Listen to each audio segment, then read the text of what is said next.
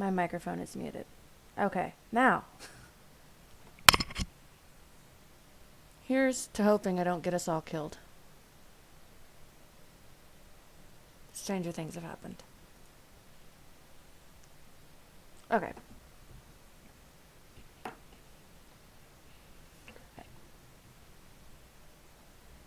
I pushed the start button. Now we're all visible on the internet.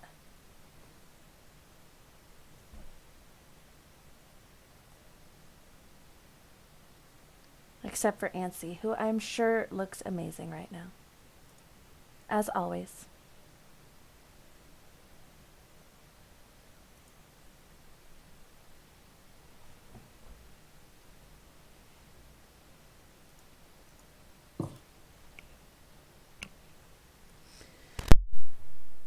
Okay. I also grabbed a snack because I was hungry. What kind of snack? We have snacks? I was like, we have snacks? Oh. That's a boring snack. No, I'm just depressed right now because I'm gross. I had this job that I really wanted, and I had like a final interview on Saturday, and they let me.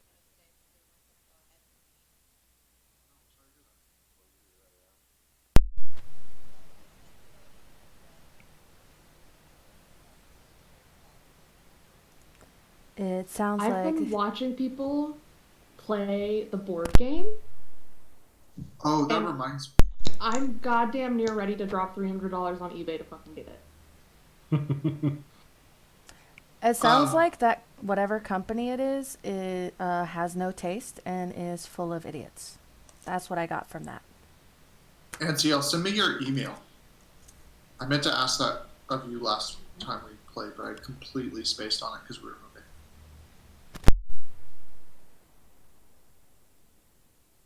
Just send it in chat whenever you get a chance. Or just message me, whichever.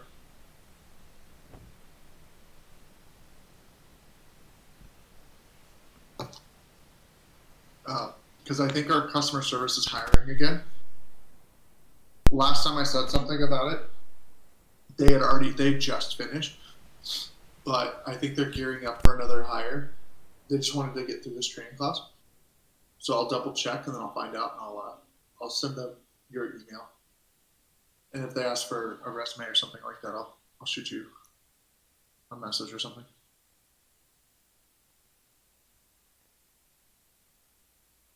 But I know it'll be full time, and I know it'll be based off of Texas. So everything will be based off Central Time. And I think they start at 7 Central, which I think is 8 your time, correct? Yeah, I think so, yeah. Yeah, so it'll be like, you'd have to probably start at like 8 a.m., but you'd get out by like 4 or 5. That's okay. I'm used to starting earlier. Yeah. I don't know for sure if that's their start time or not. I just remember when Hannah applied, it was based off Central Time. I'm trying to figure out a way to send you my resume right now. It's Discord only wants me to send fucking pictures. Here, I'll send you my email address and then you can just email it to me. Okay. Not that I'm desperate or anything. No. I just know that they pay really, really well. There you go. I just sent you my email address, so just send it to me. And then as soon as I figure it out, I'll let you know. Okay. Oh, there's another. Oh. The picture. There you go. Anywho. Okie dokie. Yeah, so we left off with Bug kind of showing you guys how to set up tents, in different situations. Some of you doing significantly better than others, while getting help from the more experienced person to pass the the challenge. And I will let you guys know that like you guys are there for easily like 3 weeks, maybe a month of him just kind of helping you guys learn how to forage and identify different. Like I would say that like right now, he also explains that you guys are in a magical forest. That's like their seasons are kind of independent from the rest of the world. And like you guys kind of ask questions about that. We can kind of role play through that. That way, if you guys have specific questions you want to ask us, it's kind of going over all this. We can do that. But he kind of goes through and explains that the campus is not necessarily in like a pocket dimension, so to speak, but more so it is quarantined off is like a better way of kind of putting it. Or cordoned off, I should say, because quarantine makes it sound like they're being isolated, but it's like they're intentionally separating you guys from the world. And he kind of goes through and explains that like there are like incredibly powerful enchantments and magical barriers in place to make sure that you guys stay safe. Since this is, can everyone still hear me? Because I just realized everyone's frozen. Okay, yeah, everyone froze on my end, so I just wanted to make sure. I can hear you. Sweet. I just got that, by the way, just to let you know that it came through. But he kind of goes through and he kind of explains that and lets you guys know that, like, since this is the first school of its kind, right, there are, like, trades and stuff like that you guys could be doing, but instead you guys are actively pursuing a career almost as, potential legends, right? Like just coming to the school in itself has kind of cemented yourselves as a legend. This is either going to be a colossal success or a monumentous failure, right? And you guys have all chosen to partake in that. And he kind of explains that, like, in the wake of Xenagos, the satyr fallen god, or would-be god, depending on who you speak to, it was necessitated that there would be a group of people or mortals that would be willing to stand against the evils and the atrocities of both those who live in Theros and those who don't. And when you kind of question about what he means by those who don't, he's referring to gods and like their whims and stuff. And he explains that like the gods are a little bit more active than they have been for a while. That all of them are kind of doing their own thing, and no one knows what's really going to happen. And he kind of tells it like around a campfire as like a ghost story almost, right? Because he's just that exuberant type. So he has everyone get out like the whatever they're going to be eating for the night, put it on a stick, and start roasting it over the fire. And he goes, gather round, got a story to tell y'all. This world is a bit crazy. Bug here's going to do everything he can to protect y'all, but let it be known that the powers that be, those on high, who look upon us in a insignificant way, are active, and they are doing things that I just don't frankly understand. I don't like it, I don't understand it, and I don't like it.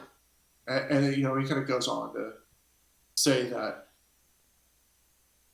in particular, Mogus is becoming a little bit more active, and that auspiciously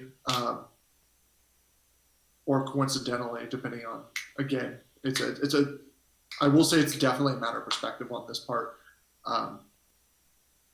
that Phoenix is silent, that there hasn't been a lot of action on his end. You know, and granted, he is the god of secrets and secrecy as a whole, and lies and deception. But that is like probably the most troubling, right?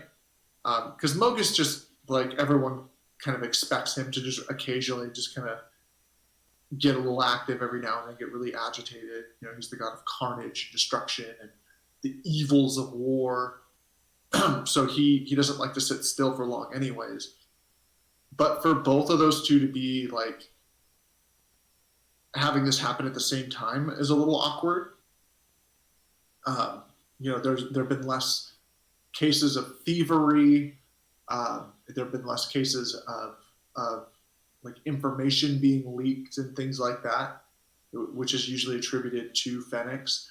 Some of it is the cause of Crufix, right? The god who like kind of reveals evils and things like that. But none of that's really been happening, and some people kind of attribute that to like a raise in protection from the guards from each of the cities and things like that. But it's not normally so universal, right? It's not usually like everywhere in Theros this happens. It's usually like one city will, for a couple of months, do really, really well, and you'll see a downtick in those kind of actions, just because like a ring gets broken up or something like that, you know. But for it to be in all 5 or 6 major cities at once is a little, you know, it's a note. It's definitely noteworthy, to say the least. Do you guys have any like particular questions or anything that you would have for him, you know, based on this new information that he gives you guys? No. None? Okay. Yeah, that's fine. I just wanted to make sure. I will say that Kobe has a question. So Kobe, being the, I keep wanting to call him his race, but he's not that. I have to remember, because it's not technically Triton, even though that's what he's skinned as. What are the seafaring folk called in Theros? Are they not Tritons? Their character, like their race is, but there's a different name in Theros for them. Oh wait, maybe it is Triton. I guess it is Triton. For some reason, in my head, I was thinking they called like the merfolk something different. I think they're just like, that's the other way they refer to them, is just folk. But okay, yeah, that's what it is. They have a different name for you folk. They called.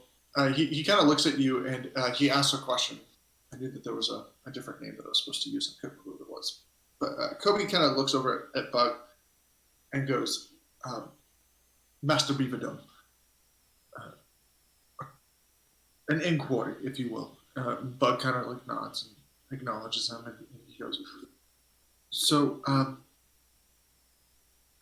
the dry folk closer to the ridge, the Leonin, and he kind of motions towards Bamry and says, is there any word of what's going on there? I've heard troubling rumors there, and so I just want to know if, you know, things are all right. And Bamry kind of perks up and leans in and kind of goes, what rumors have you heard, fish? And Kobe kind of goes, well, troubles in your supply lines.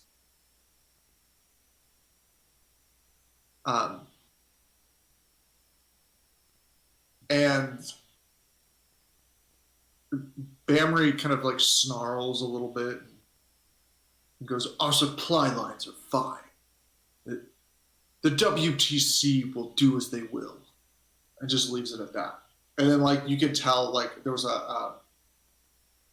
he kind of like bristled up when he was talking about that. And all of you know what the WTC is, right? It's the Winged Transportation Company. And it's a transportation company that is primarily ran by by harpies. And they're also kind of a news outlet. So they kind of like deliver newspapers between cities and stuff like that. It's a, so they kind of double as both. And what he's referring to, your character would definitely know about Pulley. He's kind of referring to a problem that happened, 2 or 3 months before you left, of a character, or excuse me, not a character, a person being murdered from one of the like highest families. Excuse me, and it was Darquin Redblood. They were like a prominent family in the fight against the Archons. And they were like definitely a very militaristic, law of the jungle type family. There was like a couple of rumors kind of going around that he got involved with somebody from the WTC, and then like that led to problems between like one of the 3 great families, right, which would be the Red Bloods and the WTC. And then there was no body ever found, but the Red Bloods came out and said like Darkwind was murdered. And there was like they kept it really, really hush after that. I see. And then working with law enforcement, would Kaylin have heard anything about it? Different city.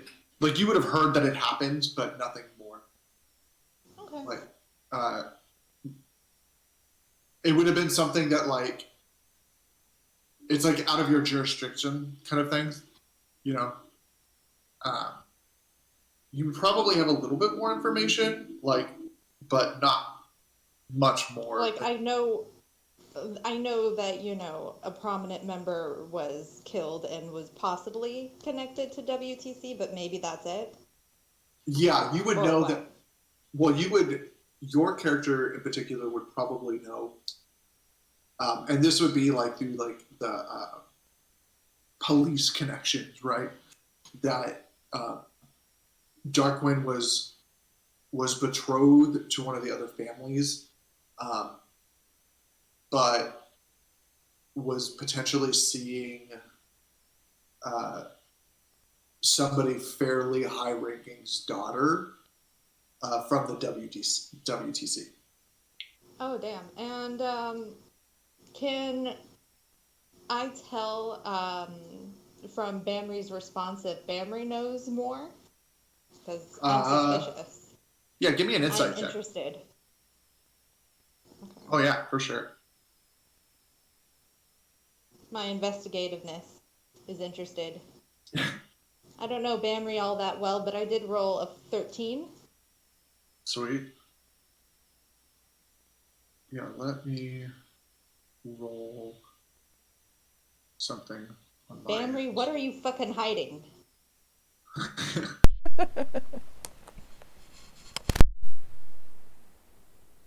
I didn't say that out loud.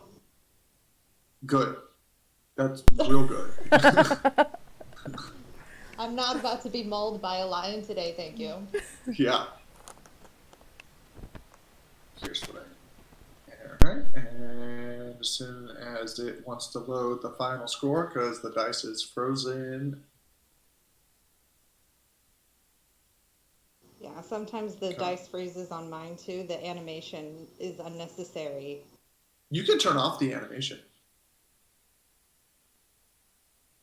I will say that it rolls more differential if you leave the leave it on.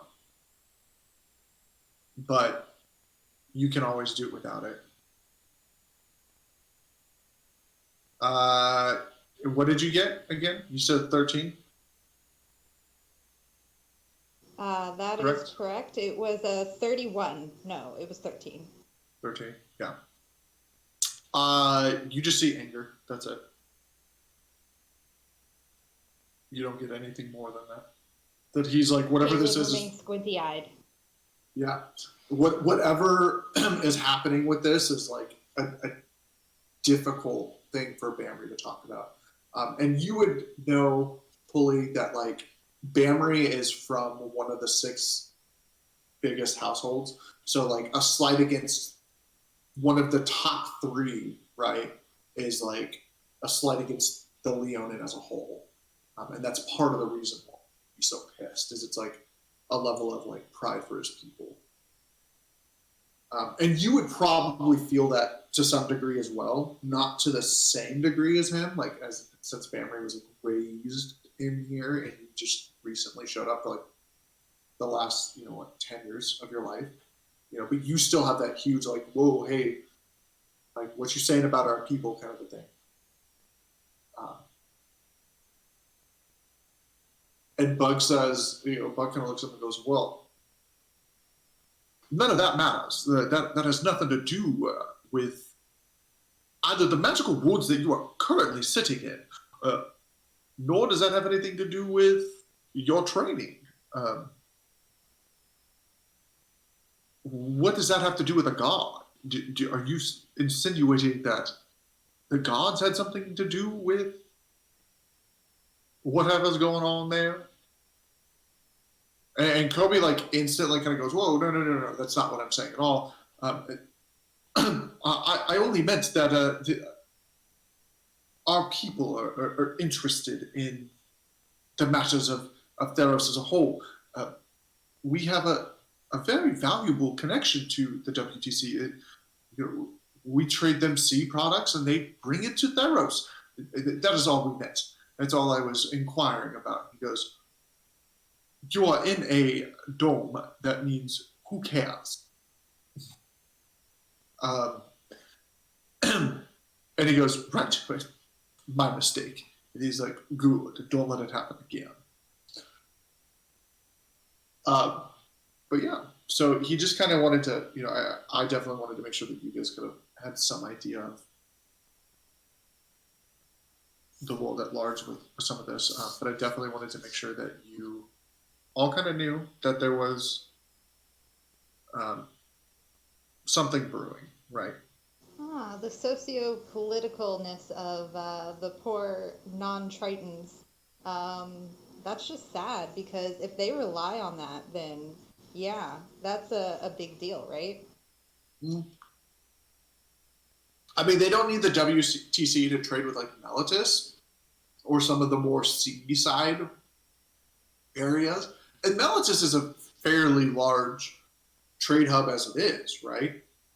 So like the WTC just provides a more direct route for them to trade with like Akros or the other villages and stuff like that.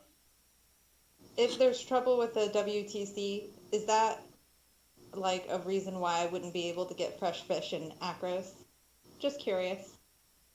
It would make it harder. If I should, yeah, no, we going fishing. Right. It wouldn't make it impossible, right? Because there's still land traders and things like that. But it would definitely mean that the fish was not as fresh. Because like the WTC can get it there. Much more expensive. Right, exactly. Okay. Yeah.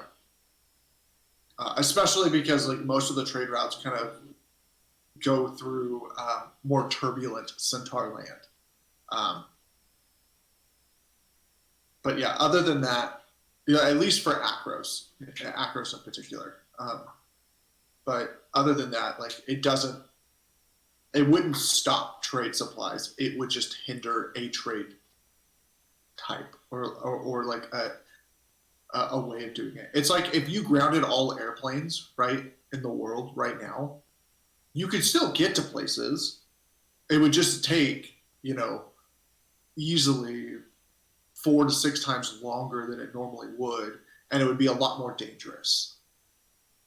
So it's that same concept, right? Like if you grounded or if you like caused an issue with the WTC, like Tethmos is the one that loses the most from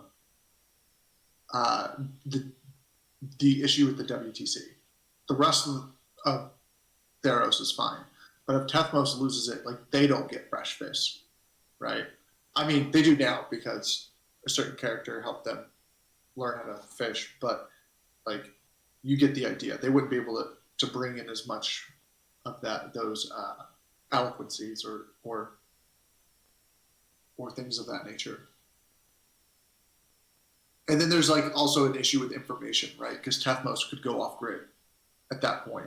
Like it would be much harder to get information on like what yeah, the so all of the news is getting there slower. Correct, right. Everything becomes very much word of mouth for Tethmos and what's going on in Tethmos. So well, and everywhere, really. If they're delivering news, it's going to be slowed. Right. That would be for the rest of the world, but what's happening at Tethmos isn't directly affecting everywhere. It's only affecting the WCC and Tethmos. Okay. But it is still a potential issue, right? Because like the Leonin do hold a bit of sway in Theros as a whole. Not a lot, but enough. Mm-hmm. So there would be like an issue with that. And like the Leonin are social outcasts as an all, overall anyways, because like they don't worship any of the gods, right? They don't think that they're worthy. So there is a level of like, everyone kind of goes, you like godless heathens as it is. So it wouldn't disrupt the rest of Theros as much as like people would initially think.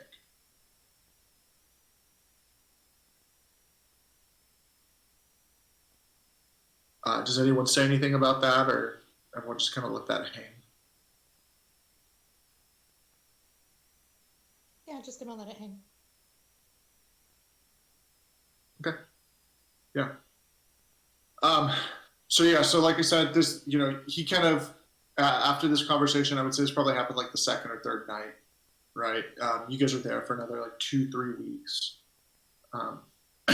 And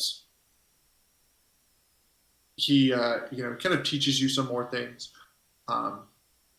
about like different ways to identify like good plants versus bad plants, what to look for like safe places to set up your tents and things like that. Kind of goes through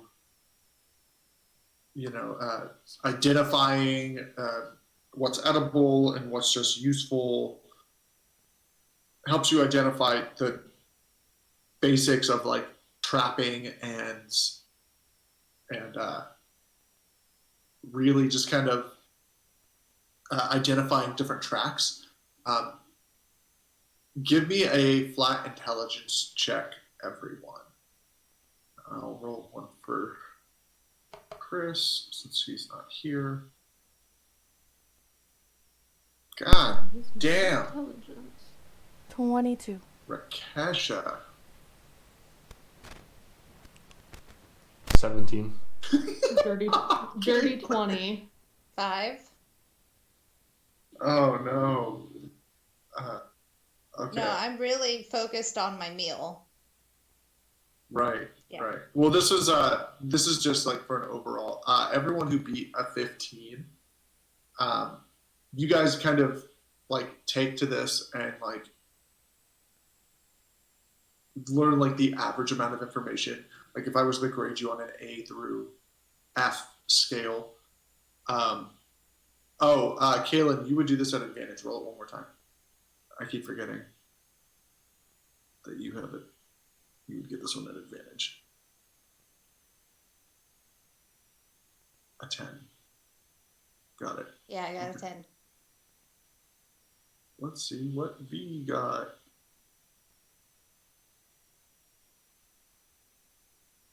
Ooh. Okay. Well, sucks to suck, I guess. Stop being a city kid. Love you, Chris. So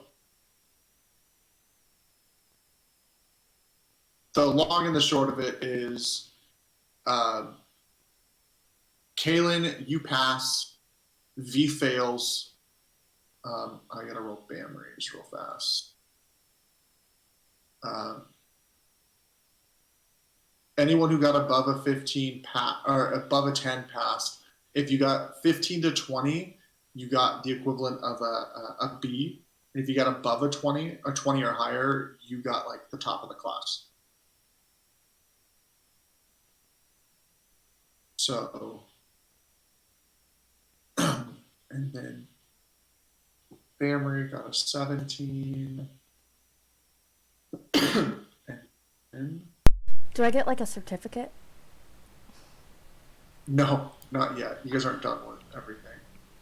He just kind of like compliments you and like kind of says that like when you guys come back to his class, you're going to be in charge. Like you will be the group leader when we come back to, or when you come back to Barron's class. Nice.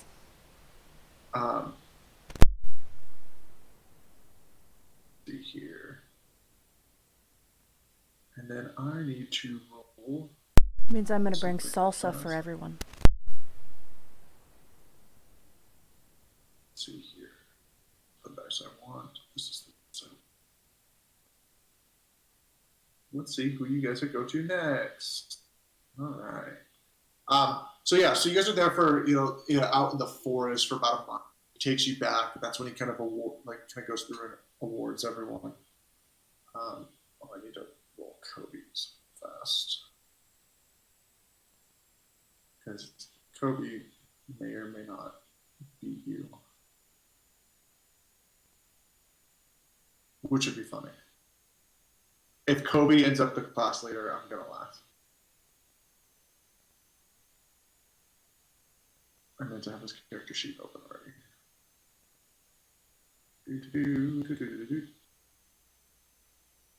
Come on. There we go. Nope, he's not. He had a 17 as well. Okay.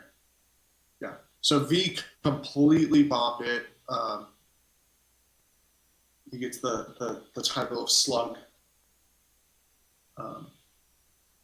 Kaylin is second from the bottom, but still passes. Like knows enough to where he would do really well, and Bug kind of chalks it up to just like, just bad luck, knowing full well that Kaylin can do better, and kind of pulls Kaylin aside at one point and says, Kaylin, I see potential in you. Being a satyr, these woods should be a second nature. I think you've spent a little bit too much time in the city. Don't worry, there's still 3 more seasons. We'll figure out what to do best for you.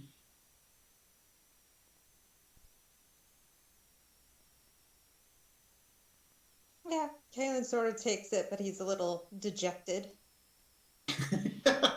Yeah, right. He's like, yeah, he knows he's been in the city a real fucking long time.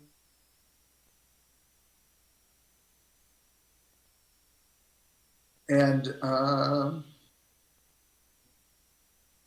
it will be perfect. So after being in there for a couple of months,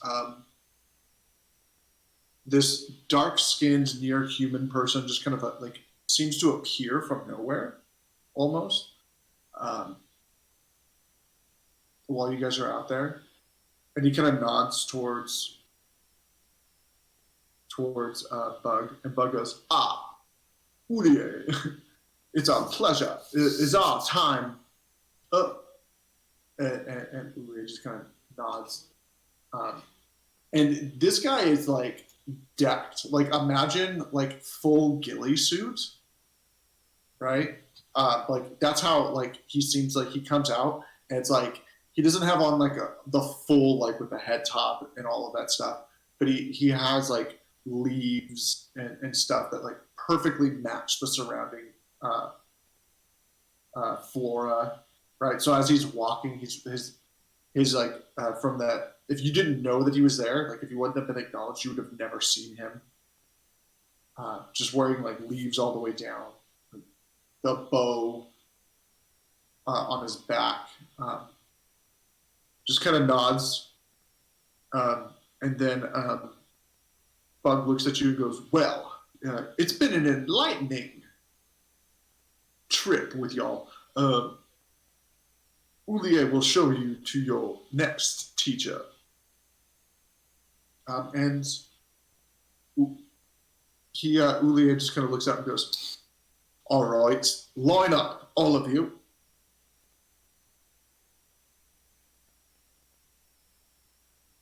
Come on. I want to be in the middle. I want to be in the middle of the line.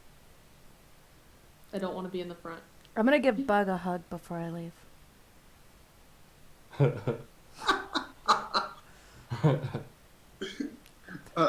Bug is like really taken aback at first and goes, "Well, no student-teacher fraternization," and kind of like pushes you back as you kind of go in for the hug and goes, "No," and then kind of just pats your head and then just says that, "Now run along," just kind of shoots you off, and then as he turns and steps into the forest, he like pretty much disappears, like Ulie showed up.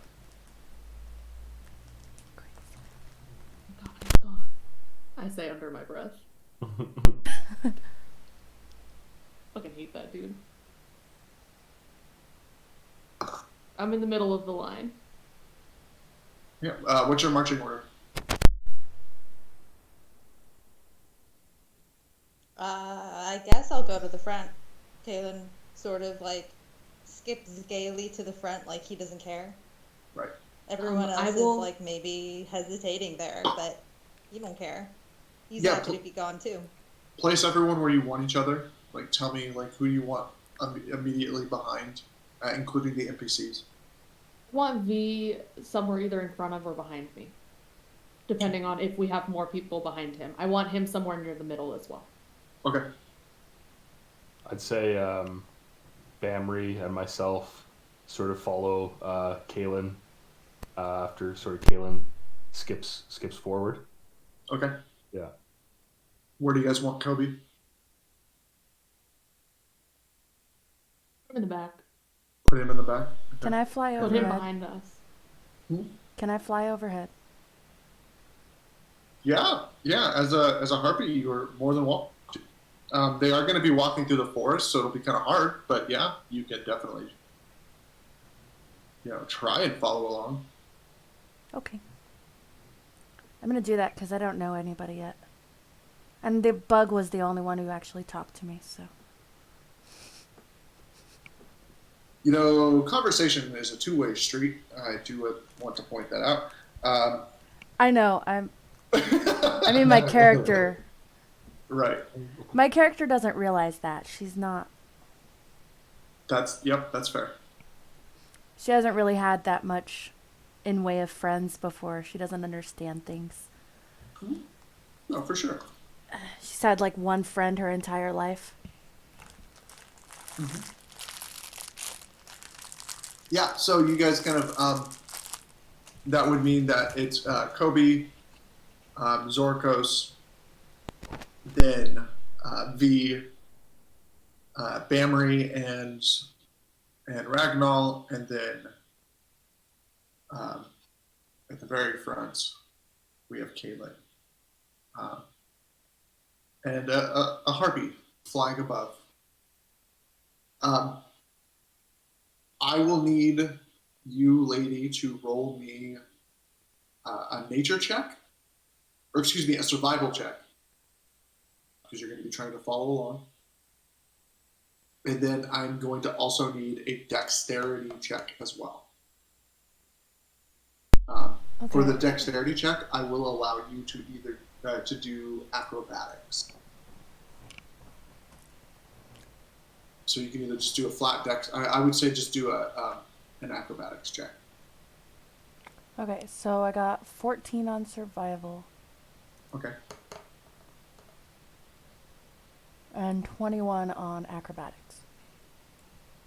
Yeah. So as you're kind of following along, you lose sight of Ulier pretty fast. Like almost immediately, he's like invisible to you while you're flying. Um, but you manage to not hit a single branch as you're flying. With a 14, you come out last as they kind of traverse through the forest, and it takes probably like the rest of the day's march to get to the end and back out to the start of right outside that door for the school. Uh, and then you show up like 30 minutes behind them. You know, you've got like leaves and like branches kind of sticking out of your feathers in a couple of places where you had real near misses with branches and stuff. And then to like fly low enough to be able to see them, like the branches were a little bit sporadic, but you managed to, keep up ish. You guys kind of come out at the door, and as you guys kind of reach the door, it opens, and one of the other groups walks out, and it happens to have one of your other Leonin friends, Holy. In it, you see. Where did you go? Wulhana. Wulhana is in there. And you and Bamry both know that Ulana is gonna do like super super well here. Mm-hmm. Like, you guys know that tracking and hunting are his forte. So you guys are like kind of. Do you say anything to Ulana as she walked by? Sorry, I said he, but she. Yeah, for sure. We sort of like, oh hey, like there you are. Like. How are you? How have you been? Where have you been? She's a little bit shocked, a little bit catching up. Yeah, she looks a little grizzled for sure. Like she has like a new scar across her cheek that she didn't have before. And like all of them in this party, they all have like a couple of scars that you're not sure if they had before. You guys just knowing Ulana know that she didn't have this scar across her cheek. Right. So yeah, we're maybe curious specifically about that. Like, what's happened? Are you okay? Asking those kind of questions. Mm-hmm. Yeah. And she goes,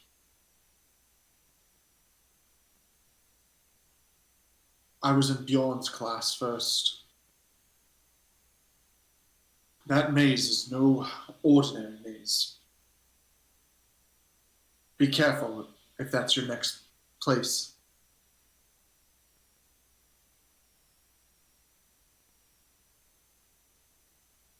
Maze. Wow. Okay. So Bamry and Ragnall sort of exchange a look like, Nice. whoa, what are we in for? What's this? Are we able to sort of ask more about the maze? If you want. Yeah. So for sure, we sort of, the maze. What maze? And Ulana kind of looks at you and goes, well, do you remember when we entered the school, there was those two guards outside the door? Mm-hmm. Yeah, that's a maze. And it changes every day. So I could tell you something, but it won't be right. Ah, okay.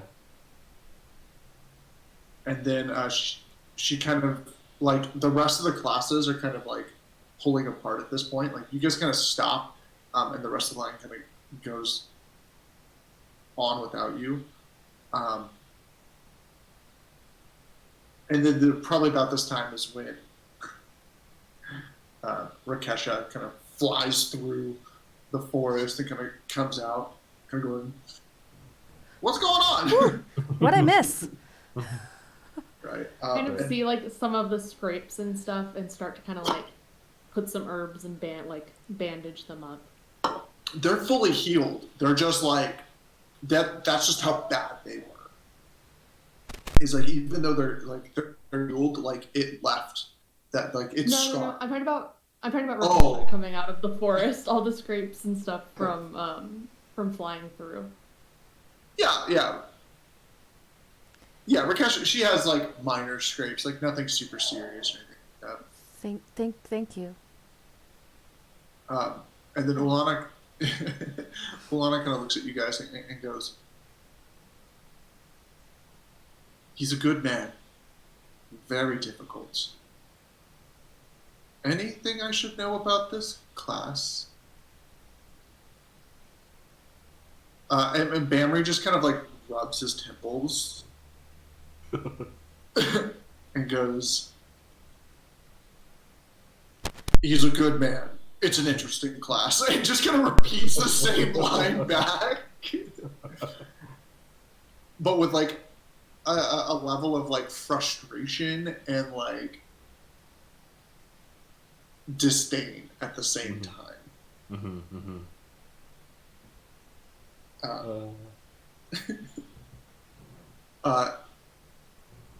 Ulier kind of looks back and goes, "Right, come on.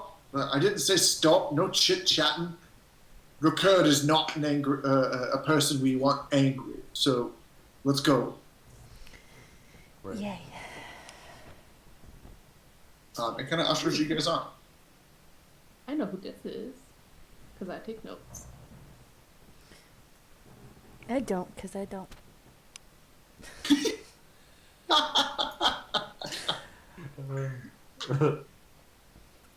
And about that time, right after Ulier finishes and kind of like is like holding the door, kind of waiting for all of you to catch up, you hear, just like when you guys had left,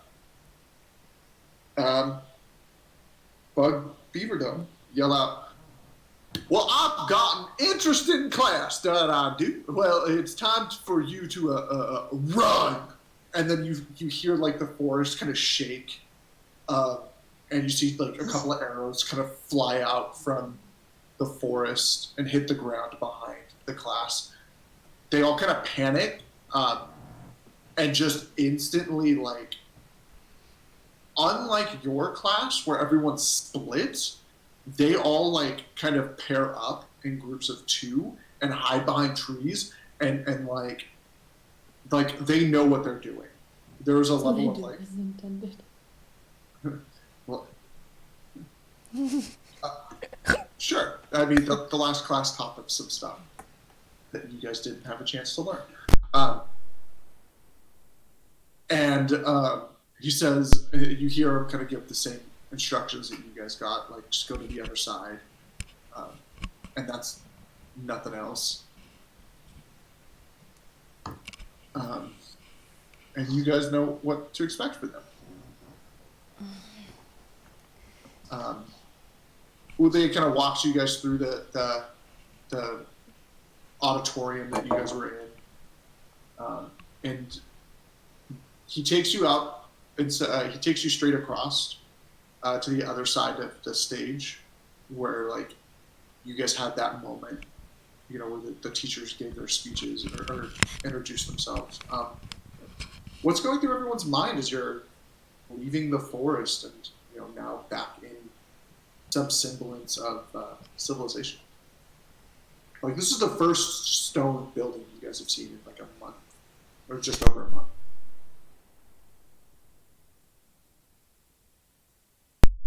Well, Kaylin's definitely a little nervous seeing all the beat up students and seeing how well they're handling Bug.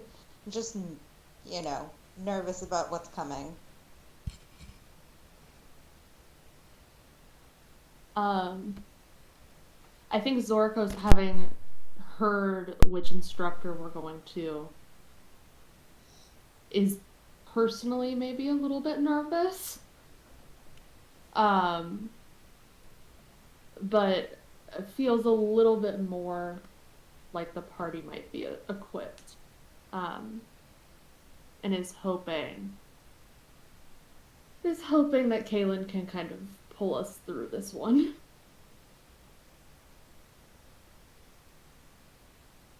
How is Ragnar? Ragnall, you know, sort of immediately, maybe just feeling more comfortable now that it's like a moment of reprieve from this course that they just took. You know, like that immediate sort of relief, but a little bit of concern about what's ahead after having seen, you know, his friend with a scar on her face. You know, sort of curious, and there's a little bit of like. Yeah, I'd say like concern, maybe trepidation, but still, you know, overall, just excited to be at the school.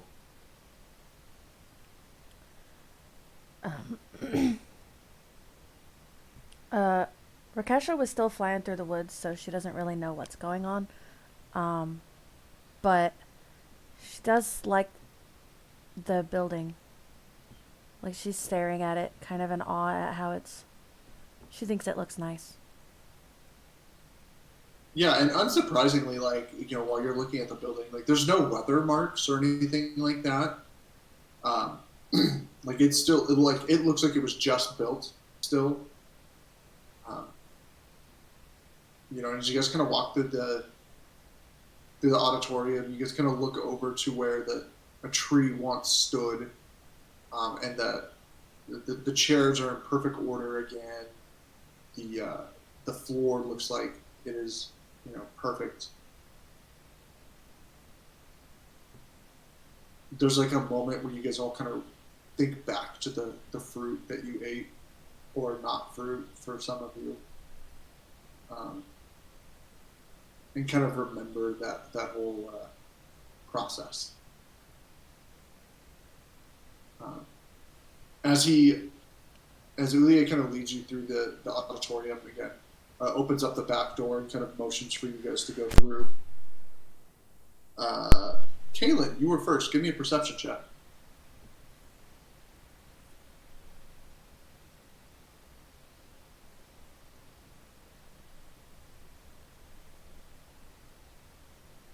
Okay, let's see. 6. 6. Yeah, you don't see. Yeah, I'm oblivious. Yeah, so you go through. You know, you see that like this side, it's really bright. You know, it's like I said, it's like mid-spring, so there's like grass. You do see what looks to be a stone platform, and a couple of buildings off to the distance, but that's about it. Ragnar, you were close behind. Oh, no, you're not. You stopped to talk to your friend. You are now in the back of the line, homie. Let's see what V sees. Perception. There it is. Oh, yeah. He's probably. Whoa, what's going on with your camera, homie? Mine? Mm-hmm. Mm-hmm. I don't know.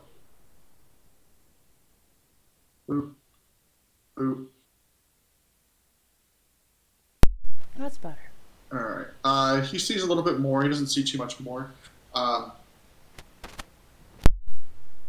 not going to try and imitate Chris's voice because Chris is Chris, and I'm not a voice actor.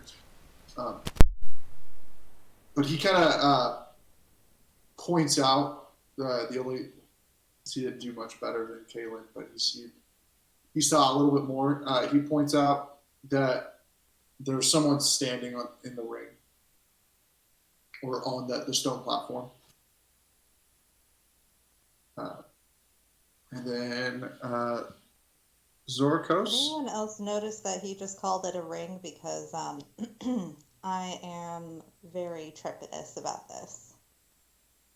Oh, I think I know at least a little bit of what's going on. Perception, correct? Mm-hmm. Got a dirty 20. Yeah, you're able to make out. So, to answer your insightful catch of the slip of the tongue, you notice that It is a circular stone platform, and that a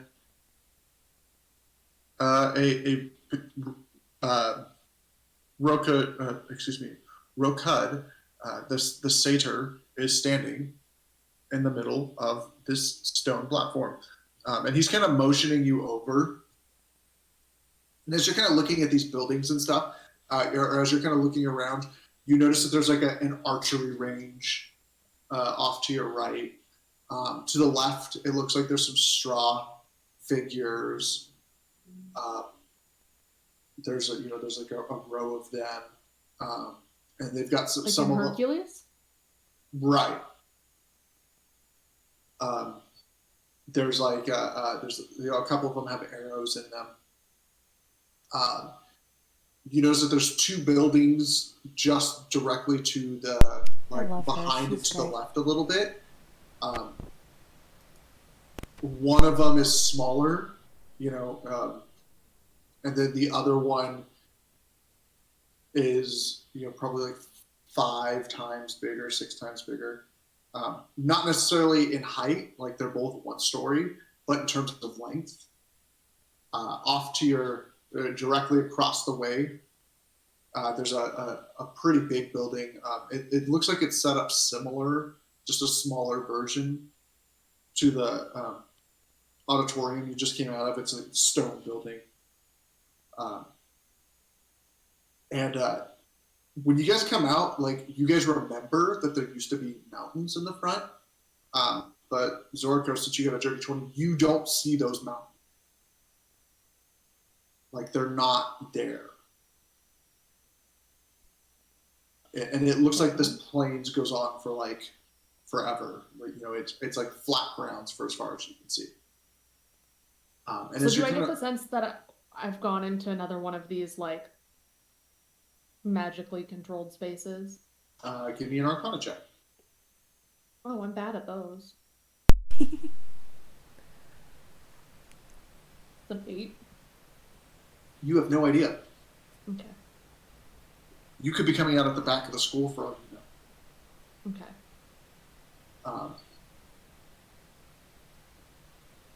And like, you're not sure what side of the you don't know. But yeah, so you kind of look out and you see that, and then you notice, like, off in the distance there looks to be some sort of obstacle course, and there's one on each side, so there's 3 of them, but that's all that you see. Behind you is Rakesha.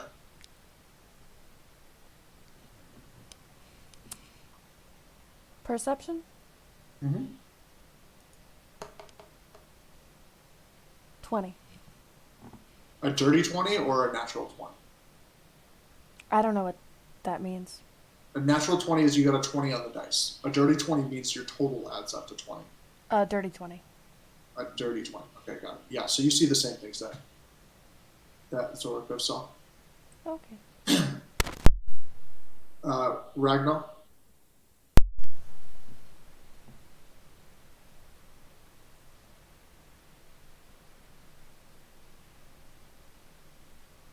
Eight. Yep, you see just as much as Caitlin did.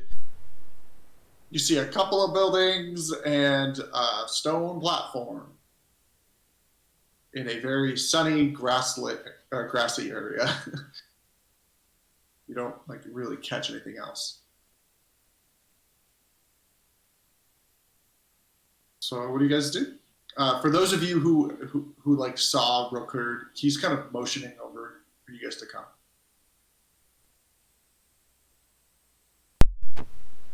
I start kind of moving that way, and I'm like, okay, Kaylin, you've got this. This is your time to shine. Oh. Please don't make me fight him. I'm just sort of oblivious, and Zorikos goes forward, and I follow her because she knows what she's doing, and I don't. I'm all just oblivious. The dice. Yeah, and as the last of you kind of come through. The dice and the note taking. Right. Uh, Ulier kind of slams the door shut behind you.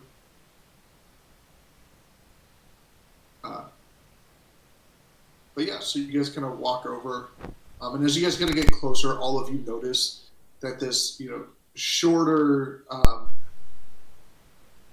satyr is standing on top of this thing, and he's looking down on you, and he's only looking down on you because it's up about 10 feet, right? So it's not short by any means. Like, it is a really tall thing. And he looks down and he kind of goes, "Roy, I'm Rokerd. I'm here to teach you to fight. Not much else I need to tell you. We're going to find out how good you are. Pick 3 of you. Come on up, the rest of you. Over there, you'll see some stands. Go sit in it. Watch me beat their ass. And then we'll figure out what we need to do next." I start walking towards the stands. I grab V by the arm and start dragging him that way too, because I have a feeling he is going to want to try to fight them. V's like, And no. Not allowed. He's coming with me. Kaylin's gonna go ahead and volunteer himself. Question. I'm sorry, what was his name again? Rokerd? yes. It is spelled... Is he cute? In a very grizzled fighter way. I would definitely say that. All right. Kaylin's gonna do a little showcasing. Showcasing, showing off. Showing off for the cute other satyr. Listen, he's got some wild oats to sow. That's true. He's definitely not Is that a euphemism? unattractive. Is that a euphemism? I don't know. Tell me a new one if it is. I'm gonna go up there Rokerd too. he motions to the. I have to look down. He uses his left hand and kind of motions off to the side, kind of pointing out that there's a stairway for you guys to kind of walk up. Kobe and Bamri go with the other 2. Bamri can't fight? I was hoping Bamri could fight. Bamri can fight, but this is supposed to be 3 PCs. Damn. Okay. I mean, Yes, I'm up. I'm not. I can't. I will just say, I can't lift my mace. Yeah. I can roll 0 damage with my mace. Yep. That's a thing. I do have a dagger. If y'all need me to go, I'll try. I'll try to inflict wounds before I try to use those, but... Right. Just to double check, am I healed from our last session? Yeah, everyone should have a long rest. Okay. Walking upstairs is for nerds. I'm gonna fly up. Oh, speaking of, Kaylin, did you know that you had your character set to dead? Did I? Yeah. You had a... Thanks for fixing me. Yeah, you had a skull for health. And I was like, what? What is this? I never reset it after I got my ass kicked. Sorry. Yeah, but you never died. I'm pretty sure I died. I died inside a little. He did non-lethal damage the whole time. Oh, but still. Yeah, I died a little inside. Wake me up. Yeah, I don't think that I hit dead. I think I just went down to 0. Oh, it had 3 failed death saving throws. Because if you're down, it just says 0, and it doesn't it still has your health. But there was no health. There was nothing. It'll tell your Listen, I don't know how this works. When you have it set to that too, next to your name in parentheses, it'll go dead. Yep. I only know because I have a dead character. Oh. And she stays on my D&D Beyond forever because she was my very first character, and she's dead. Right. As I'm dragging V away, I kind of look at Ragnall and go, I think either of us are gonna end up getting oh my god, the only word that's coming to mind, the only phrase is slam down big style, which means something fully different. Oh dear. So that was it. That was all that was coming up right then. I think we're both gonna get beat up pretty bad. I can take this one if you want. If you just make sure V stays in the stands, or you can take it. Kaylin's used to getting his ass handed to him. Let's do it. When we get up there, can I do Bardic Inspiration? You definitely can. Are you gonna go fight? Yeah. Yeah, I think right now yes. it's just between is Ragnall gonna go or is Zorikos? Ragnall's gonna go. You're just making the choice for him? Are you just volunteering for him? Wow. The 3 newest players need to figure out how combat works, and this is a quick way to do it. That's You fair. do. Yeah, that's good. true. Okay, that's fair. Okay, I go back to dragging V into the stands. All right, guys. You I'm come gonna up take with the trash out really quick, by the way, but I'm still Yeah. gonna be listening.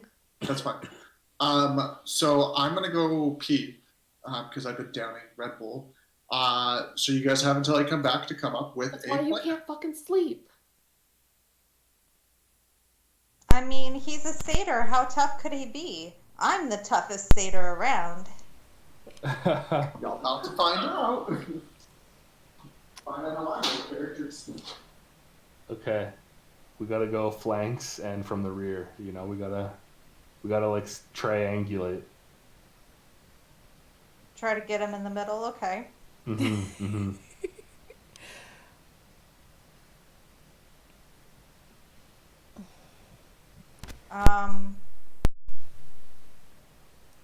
How tough is the bird? Just curious. Because I've got 14 hit points. Where do I see that? I've got 9. I've got 10.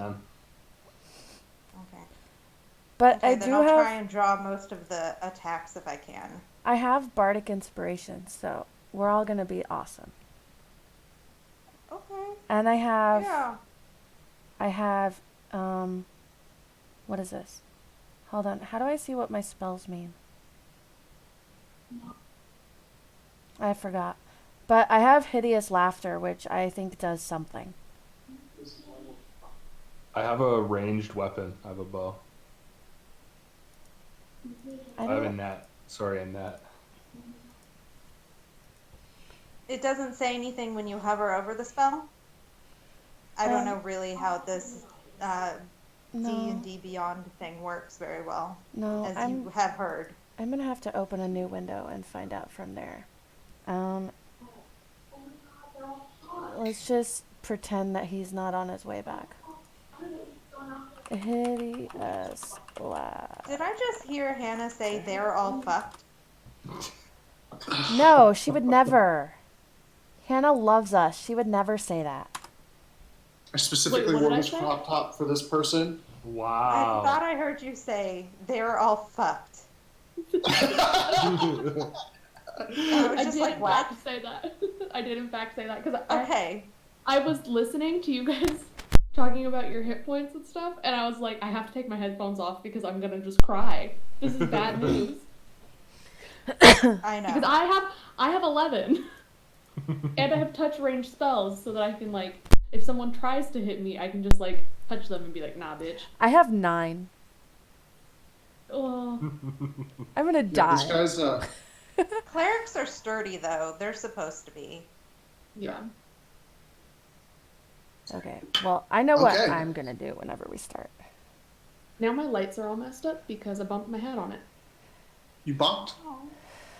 I bumped my head when I was standing up, and the sun is just going down, so it's getting real weird. So as you guys come up to the top of the stairs, you guys realize you're in like a 50-foot circle. It's 50 feet across. And he's just standing there. He's not wearing any armor. He's probably... Let me double check. Ooh, go away. He's not as... Well... Let's see something. I just closed that character sheet, but I shouldn't have. Got any more?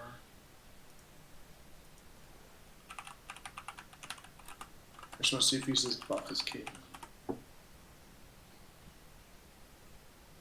I would say he's probably, yeah.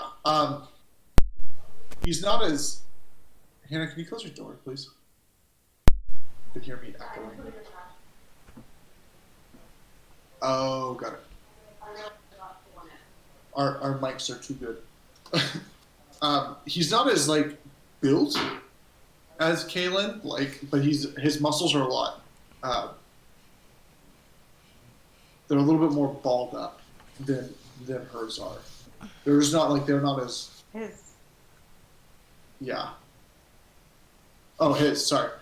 His muscles aren't as like they don't come out as far. They're just tighter, if that makes any sense. Yeah.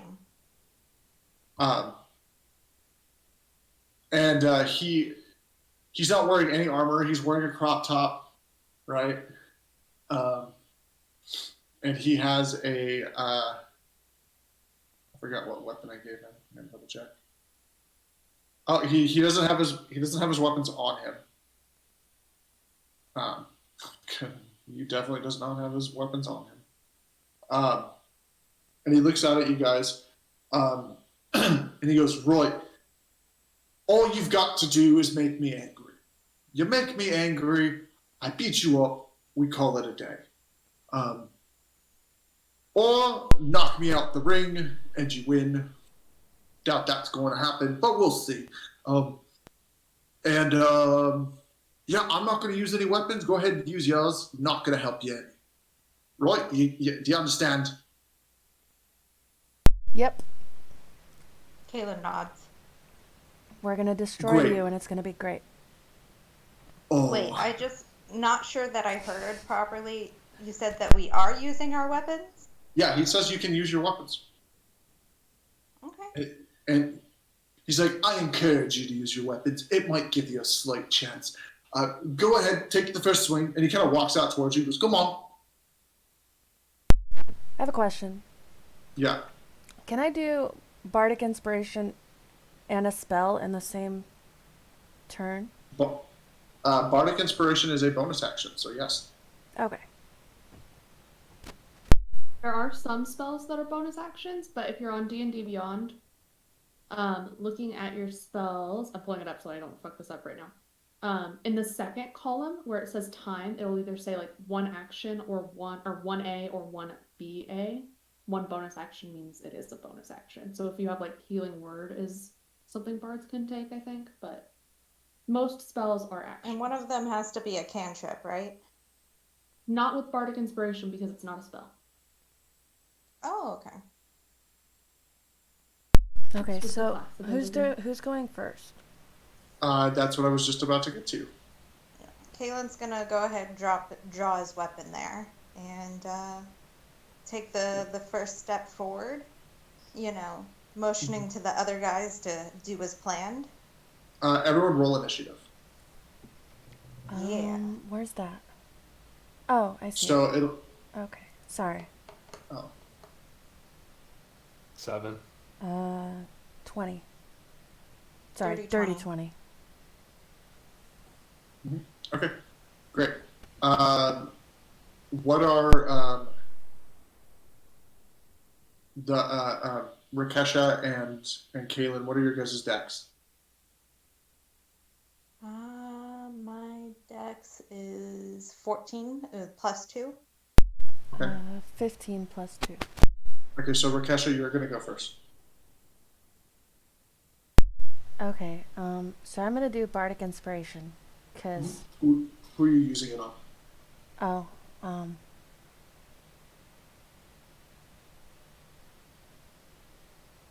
sorry, I didn't think that far.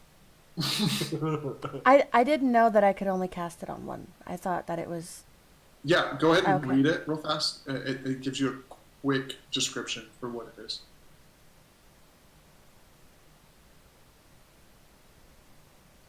And then, do you have an idea? Like, I don't know if you want to. You don't have to act it out, but How do you say anything to give bardic inspiration, or do you just want to say, I do this?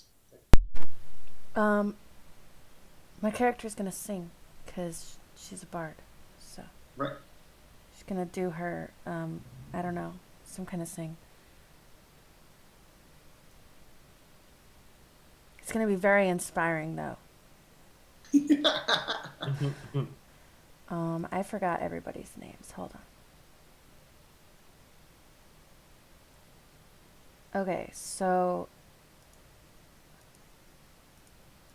I'm gonna do it. I'm gonna get it for Ragnall, because he has about as many hit points as me. Yeah, so Ragnar, just so you're aware, you can add the, it's a D4 for you still, correct? What are we looking at? No, I was asking Rakesha. D6. I should say. Oh, it's a D6. So you get to add a D6 to any. You can add a D6 for 10 minutes, which is going to be more than enough time, to any ability check, attack roll, or saving throw. So you get one to use wherever you so choose. Okay. So you can use that on a death saving throw. You can use that on an attack roll. If you think you're going to miss, you can only use it before you know if it makes it or not, or an ability check. So it's like if you feel like you got like a middling roll, you know, like where it's like, okay, this could help push it over. Okay, and then I'm gonna cast Hideous Laughter. Tasha's Hideous Laughter? Mm-hmm. All right.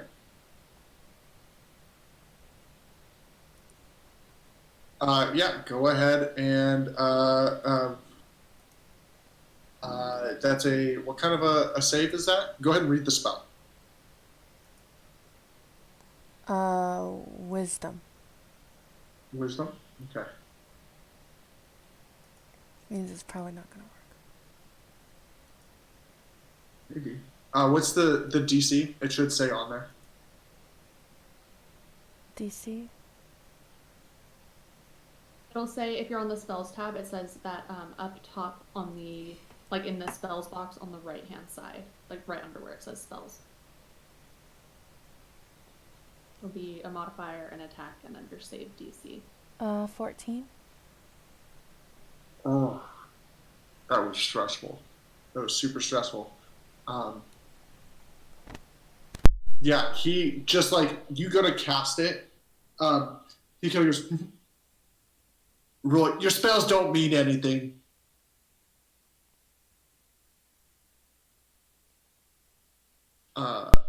I'm so glad. Oh, that was scary. He has it. Maybe failed it. Well, he has advantage, and it was a nat 1 and then a nat 20. Wow. So saith the dice. It was a lucky chance for you. Right. Next up is Kinglin. It is your go. What does he do? Yeah, definitely. If I was not able to draw the sword out, I will draw my sword and I will it's a free action. rage. Ooh, So rage. I can do 2 attacks. Mm-hmm. Sorry, I'm still new to being a barbarian. Yeah, if you read it, it should tell you what you can and cannot do. Bonus action, enter a rage. Advantage on strength checks and saving throws, not attacks. +2 melee damage with strength weapons. Mm-hmm. Okay, so I click either rage, right? Yeah, you click one of them. Okay. And then with my great sword, I just hit this button, right? Mm-hmm. I think. And it's the 15. Yeah, you hit. Oh, yeah, I'm just gonna do a nice little slash, and for how much? It is 11. You come down and you kind of slash across him a little bit. It doesn't seem like it does a whole lot. He kind of just like pushes it aside, and you kind of like hit him for a little bit, and he goes, "Roy, that decent attack, not great, but not terrible. Better than most." It's actually 13. Okay. It doesn't automatically add your +2. Oh yeah, you're right. I'm playing the sidelines right now. I'm gonna be the rules 13? lawyer for the people. Mm-hmm. Yeah, you get a +2 It to didn't damage. do it? Mm-mm. No, I'm because it watching can't. Yeah, because it can't tell your status effects like that. Because it's It 2d6 plus 4, so you Oh. rolled a 5 plus a 2 plus a 4. But that +2 is just the dice roll, not the +2 from range. Oh, okay. Yeah, and I can attack again, correct? No, No. I was gonna Is say. that a later? That's a later skill, I think. Yeah, that's later. Okay. Level 5, you'll get 2 attack. Yeah. So by the time you guys leave the school, you guys will have 2 Weak attacks. sauce. Okay. Well, I was praised. That's true. Last but not least. So yeah, draw my scimitar just to have on hand. Sorry, I sort of missed what you were saying. Like, I think it was just bravado, but you were saying like your magic doesn't have an effect. Was that like, should I still bother casting something, or should I go for physical? I mean, he was talking to her. Right. Okay. I'm gonna cast frostbite. All right.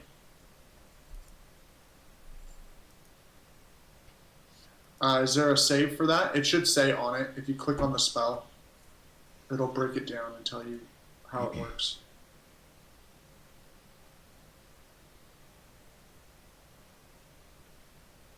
Yeah, the target must make a Constitution saving throw. Constitution saving throw? Yeah. All right. Does it say what the minimum is? I mean, it does, but what's your spell save DC?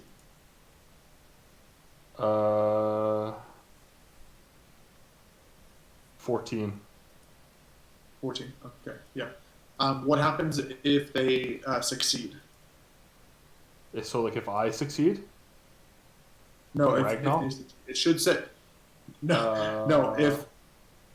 If you keep reading, it should say like they must take, or it'll say on a success something. Right, so it says on a failed save, the target takes 1d6 cold damage, and it has disadvantage on the next weapon attack roll it makes before the end of its next turn. Is that a cantrip? Yeah, it's a cantrip, so yeah. there's no successful save damage. Okay, yeah. So you go to do it, and it just kind of like adds like little like ice shards to his fur and on his shoulders and stuff. And he goes, right, standing out here in the sun waiting for you lot. Thanks for the cool off, appreciate it. My turn. And he looks directly at you, Kaylin, and goes for a grapple. So I need an athletics check from you. Or, yeah. I already rolled it, I'm sorry. No, that's fine. Yeah, you get it at 23. Roll it twice. Oh. Because you're in a rage. 23. Okay, yeah. You guys kind of wrestle for a little bit, but he just barely gets you. And you are now grappled. Rock hard. I'm sorry, what? He grappled you. Mm-hmm. And then, so you're currently restrained. What you get to do is on your turn, you can make a another athletics check to get out of it? Yeah. Okay. Otherwise, oh, come on, computer. I've got him! Hit him! And then because you're grappled and I make new characters, you're going to take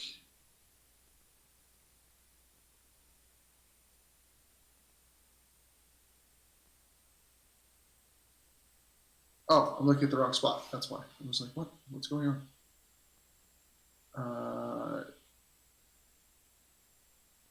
I don't get to do that one.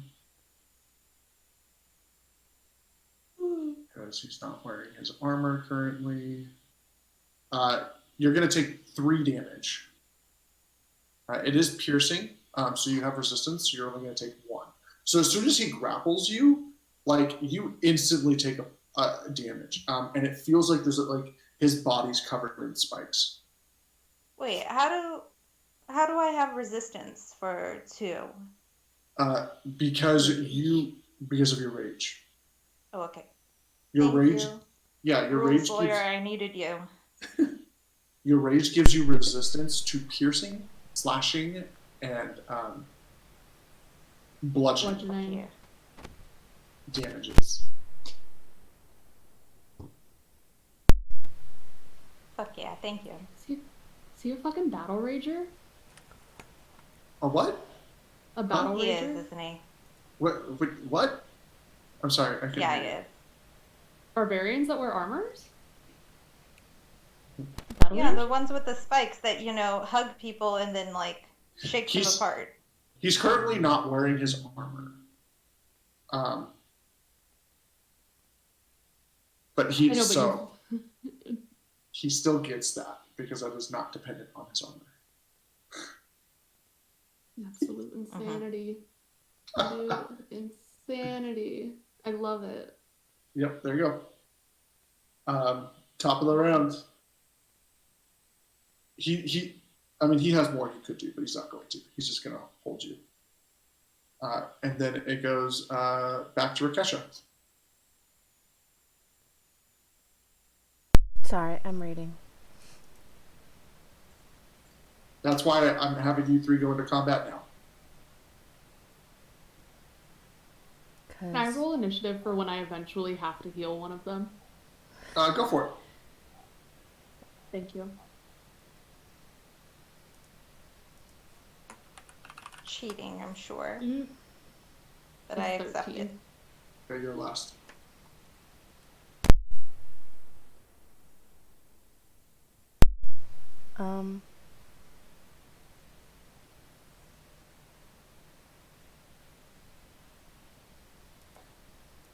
I'm sorry. Kaylin, you're on deck, just so you know. So you're going to be next. So if you want to start thinking about what you're going to do.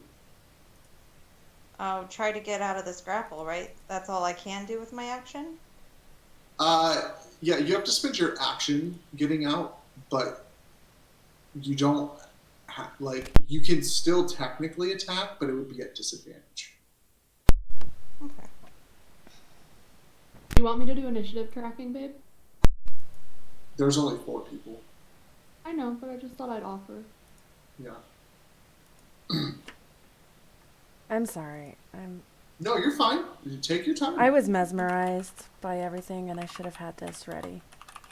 He's coming through.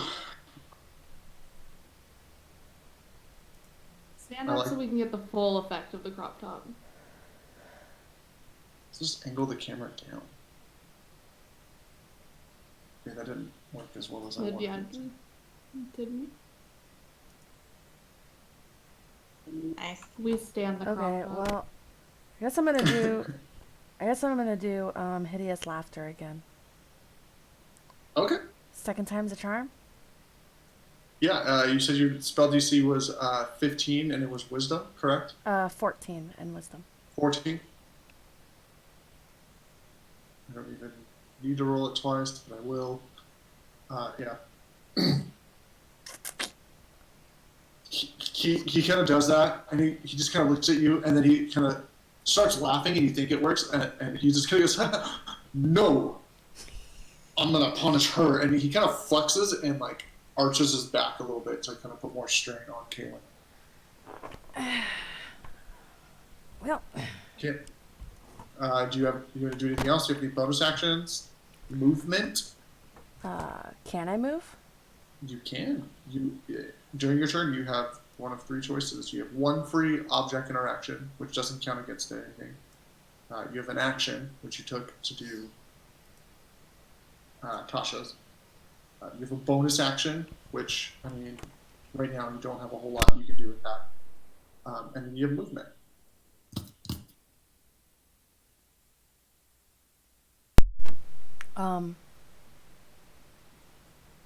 Can I shove as a bonus action? It just says actions. Does that count? Mm-hmm.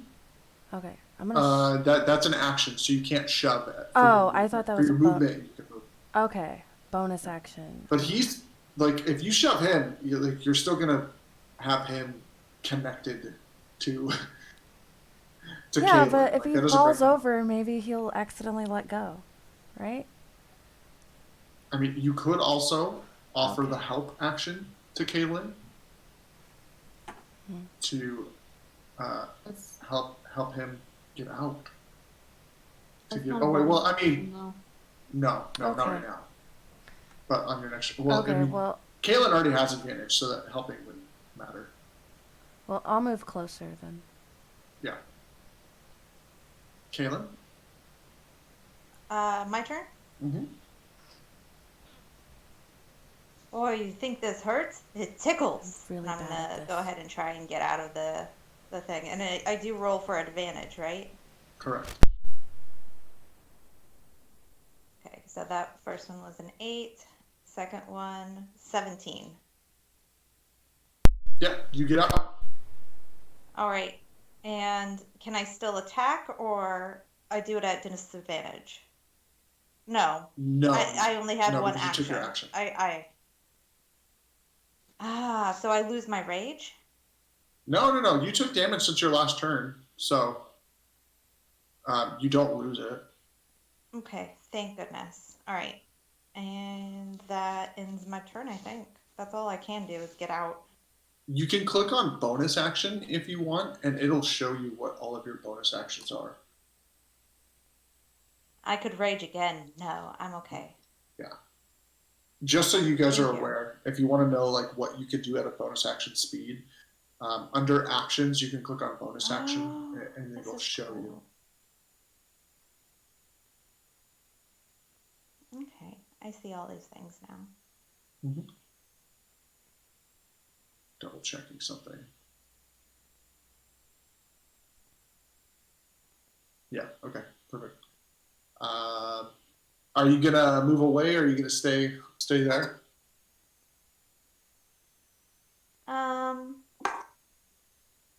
Hold on just a moment.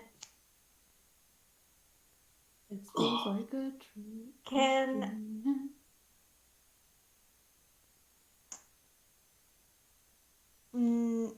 No, I'm gonna stay there because he threatened my teammate, who I have somewhat bonded with, and I'm not about to let that happen. Right. Okay. So if I can put myself mostly between him and her. Yeah. I'm not sure if that's like a sidestep or if I'm already there. Yeah. I mean, you can move, as long as you don't leave a 5 foot from him, like you're. Yeah, I'm not gonna leave 5 foot from him. I'm gonna stay, within striking range here. Right. All right, and then next up. Fair? Mm-hmm. All right. I'm gonna try a swing of the scimitar here, folks. Ooh. Ragnall's trying to get in there. So I have enough. I can close the distance, right? 30 feet. Oh yeah. Okay. So scimitar I had drawn last turn. So for scimitar, I'm just hitting the like hit / DC box for scimitar. Yep, that's the hit. So it's a dirty 20. Yeah, that absolutely hits.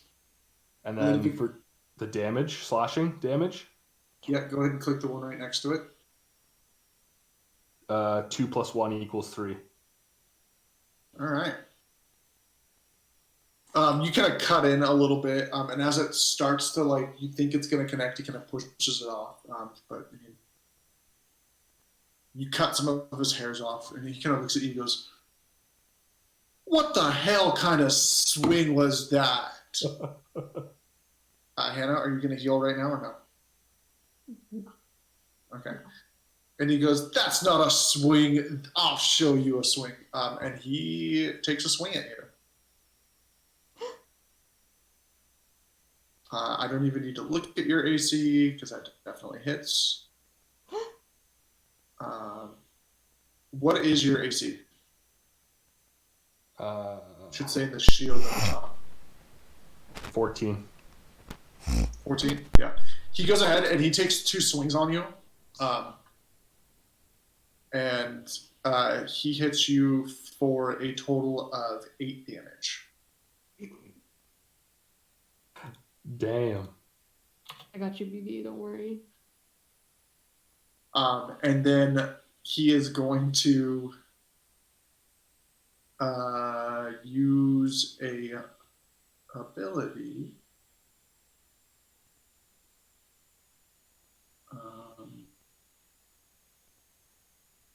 Let's see here. Which one do I want to do?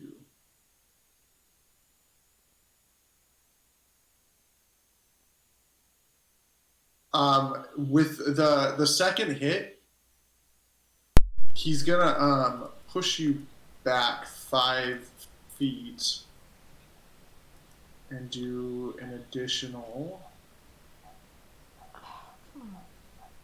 1 damage.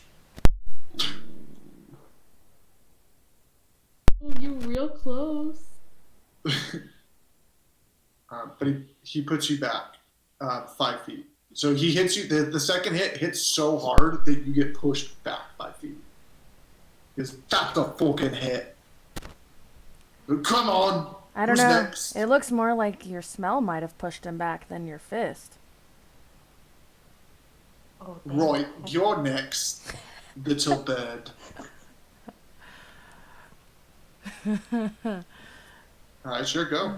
Okay, Markasha, I'm you're gonna at the top of the line. I'm gonna go ahead and attack with my talons. Okay. How do I do that? If next to your talons, there should be a box that says, it'll say plus something. Mm-hmm. You're gonna click on that. Or you can roll a dice, a physical dice if you have one, and add that to it. I got dirty 20. It hits. Okay. So then I click the one next to it that says the D4 plus Yep. thing. Okay. Awesome. 2! You come through and you hit him, and you know, again, just like Ragnall's blade, kind of take off a couple of hairs. And he goes, Roy, what the hell? Just giving you a You haircut, guys are man. worse than the last class. You looked like you needed At a least haircut. one of you has the moxie to keep up.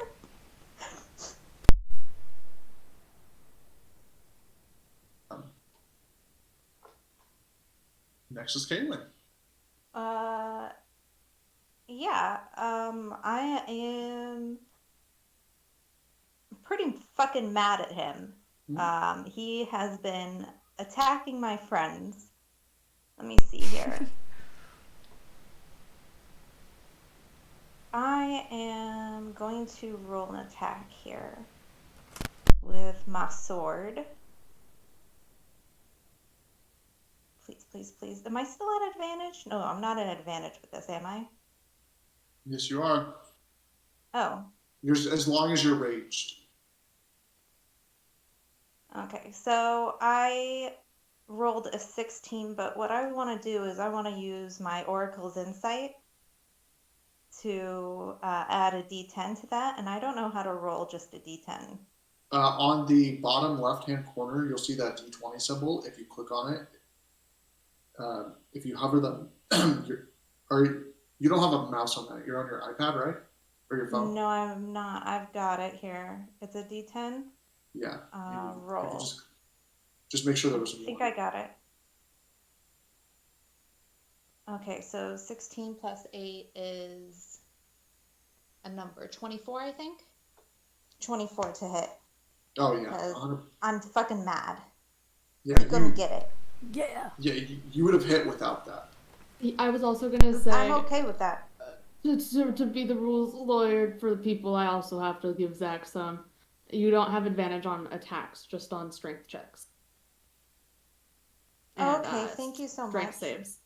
I hate to be the Oh, bearer of bad news, for but I It's can't. okay. Can't do it for the people if I don't I do it for rolled Zach. I rolled a 16 first and then a 10, so the 16, it doesn't matter. I still got it, right? Yeah. yeah. And damage is 16 also. Really? Okay. All right. Yeah.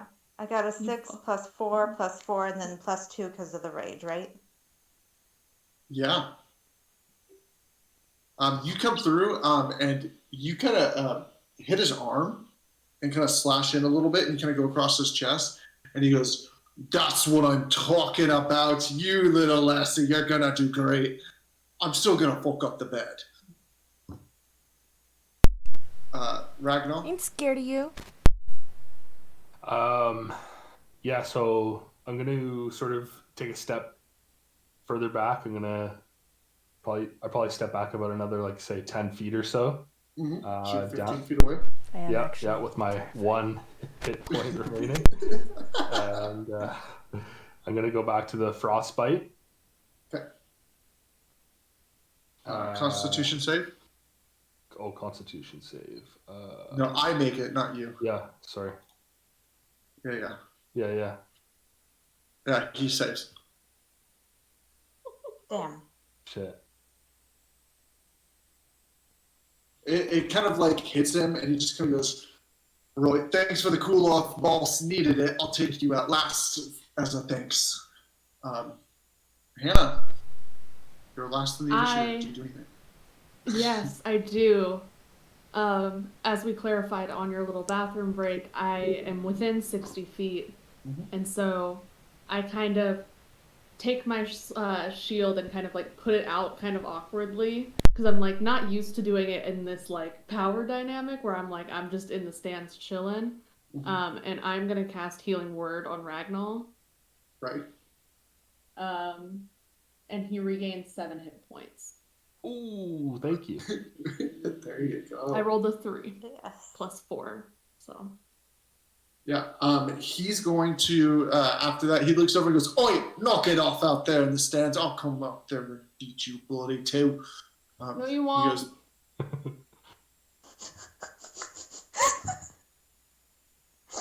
he's like, "Oh, you roll. Try Fine." me.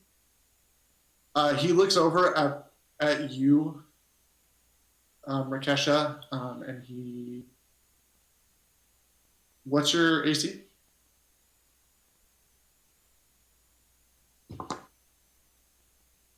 It's the little shield at the top. Sorry, I was muted. 12. Oh yeah, he hits. He like leans down, aims his horns at you, and just charges. And he hits you for 4 damage.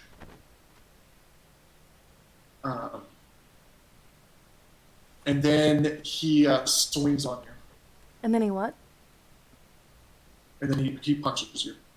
Oh. And he hits you a second time for an additional 4 damage. Awesome. What's your health at? Well, now it's at 1. Oh, I forgot. He goes, "If you're gonna fucking sling words, at least do it right. Knock some sense into you, I did." You hit like my grandma. Why are you hitting the one that looks the least beefy? Come up here and fight someone a little bit more your own size. You chickened out and went to the stands. You had an opportunity and you chose not to, so shut up. I had to make sure this dumbass sat his ass down. Sir, I just want to say, okay, with all due respect, that as a bird person, I take offense to you calling people chicken. Okay, she is not. Sorry. You Yeah, can't just what sling she around said. terms like that. I'm just He gonna be literally goes, heckling. from now. You know He what? kind of goes. He gets a little frustrated, and you see him like start to get like really angry. He goes, "I have a deal. I'm not going to let them make me angry. I'm just going to beat them up. Not let them do this to me. Not like last time." Oh, You're letting Roy, a bunch of high schoolers make you angry? that's it. Nope. Next move. Next turn. No more. You Okay. can't put me in the stands and not expect me to heckle. It's true. Okay. Zach, no more caffeine because you are bouncing right now. I have to pee again. Go pee. All right. I'm gonna go pee. I thought it was the caffeine. He asks every night, he's like, I didn't sleep well. I couldn't sleep last night. And then he fucking drinks 2 Red Bulls at 5 p.m. Oh, is that all? Just 2? I That'll swear, I happen. thought he'd Well, had more that's- than that. I have the bladder of a small child. He does also have the bladder of a small child, like he said. Okay. Well, it's because we just got more delivered. I think he was out. So More- I'm gonna more showed die. up today. I've Um, got you.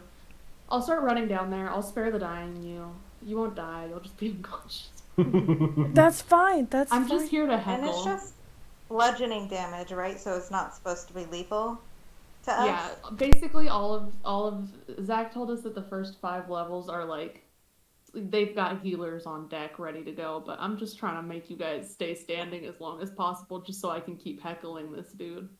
Hell yeah. Dude hit me once. It No, seems to be twice, working. and I'm I know it seems to really one be turn, heckling and I've got paying 1 off. point left. Totally You just need enjoying to this. come up with some more quips. Damn it, I can't think I'm of just any. I'm not good at that kind of stuff. Hold on, I'm gonna look Okay. some up. Try to keep away from the derogatory goat ones because That's Kaylin too. I'm also a fucking goat. Do what? Try to keep I away might from the try out, racial ones? Kaylin's legs. You can literally hear Zach going up the stairs. I might go with Kaylin's legs look better than yours. Kaylin's fur is thicker than Oh, yours. damn. Some of those might be Damn. Oh fun. damn. Oh, that'll puff me up. Thanks. Wait, what? What? Nothing. Nothing. Mm-hmm. Okay. Kaylin? I'm scared. How much damage? No, oh, wait, no. It goes to the top of the round, sorry.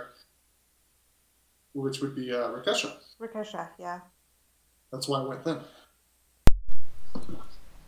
Whew.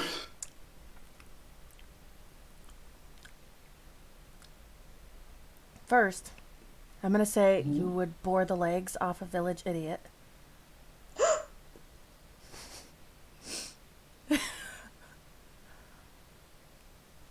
Not to you, but to him.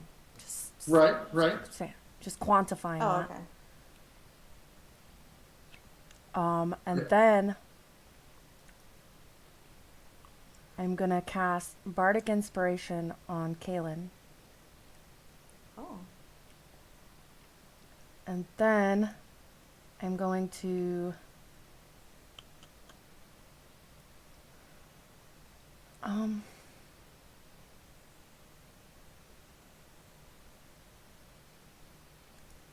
gonna hit him with my talons again, because that's really all I've got.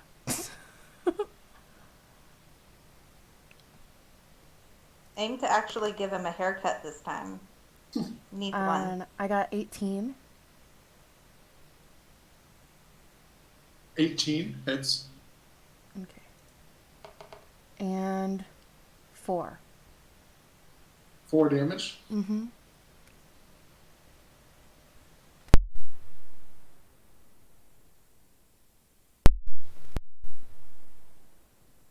He just kind of looks at you and just doesn't really do anything. Just goes, Roy, that was nothing. I don't even You take wearing off some pants? hair. Is he wearing what? Is he wearing pants? Yeah, he's wearing pants.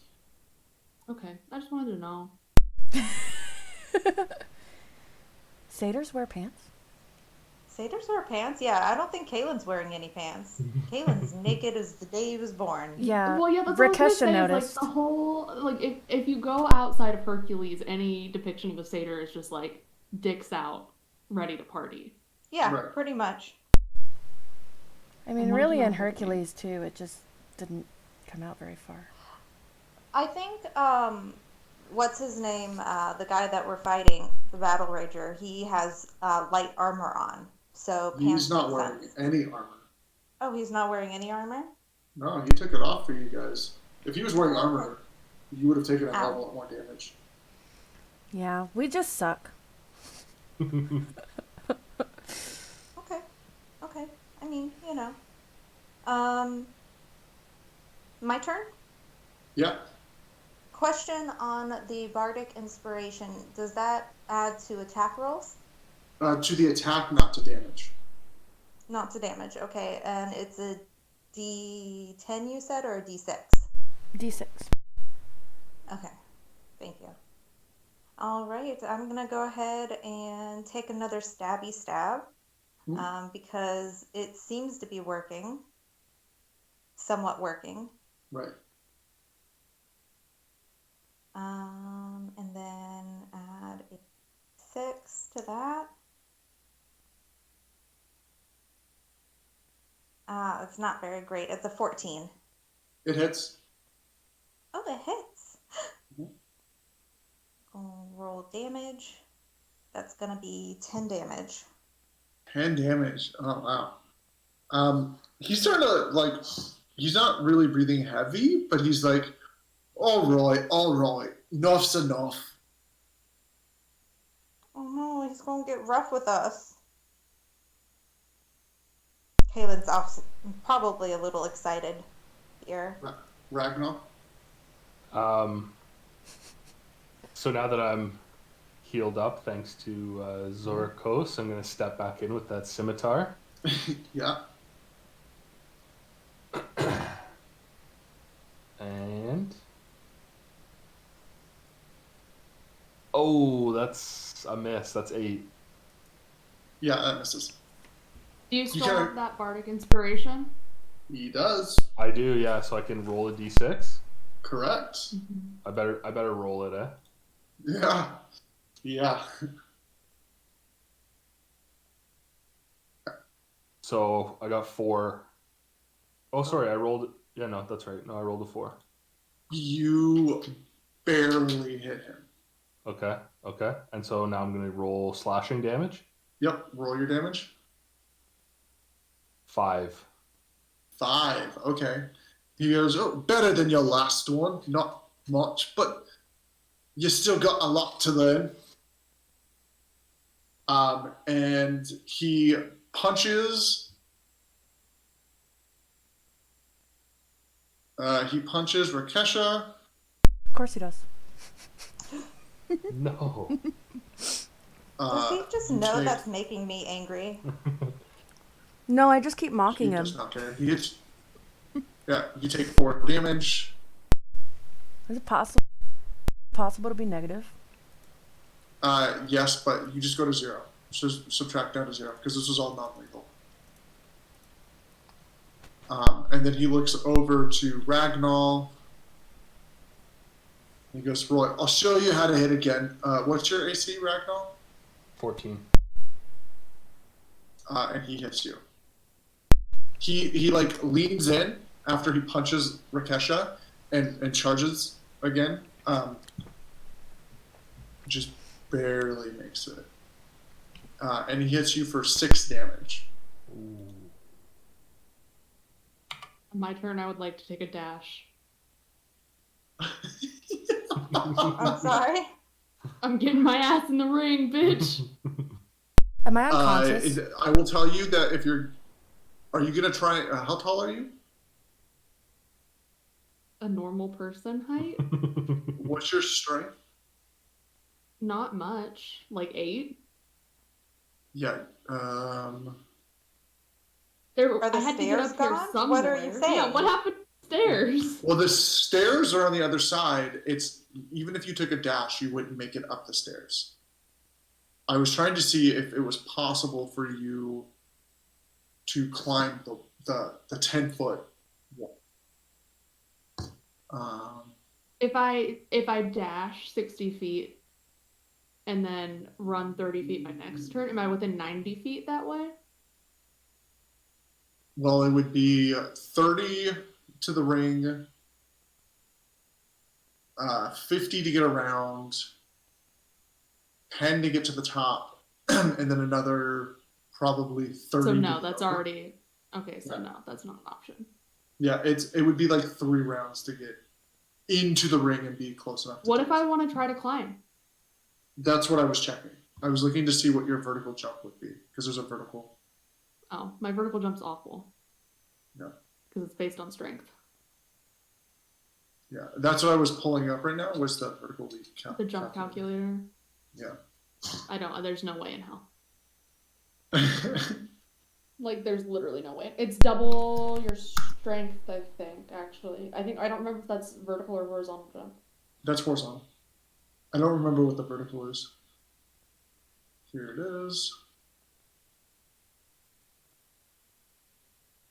I think this is the one they use. How tall are you? Let's say 5'6". I'm 6'2". I'm 6 foot. Actually, I have it written down. 5'10". Yeah. 5'10". I was gonna say I knew you were 10 feet tall. I'm 10 feet tall. You can grab the top. Well, I'm getting my ass in the ring. But you're gonna need an athletics DC. We'll say DC 12. Make it easy for me. 12. Okay. To Okay, climb I need to into roll a the third. ring. I need to roll a 13 then. Okay, I rolled a 12, which is an 11, and I am also going to use Oracle's Insight. I see this wall coming. My eyes kind of like clarify for a second, and I know that I'm not going to make it up this wall. And that's a 10. Yeah, So I got a 21 somehow with my -1 strength. Yeah, I'll say you have another like 10 feet of movement, so your next turn you can reach. Who are you trying to reach?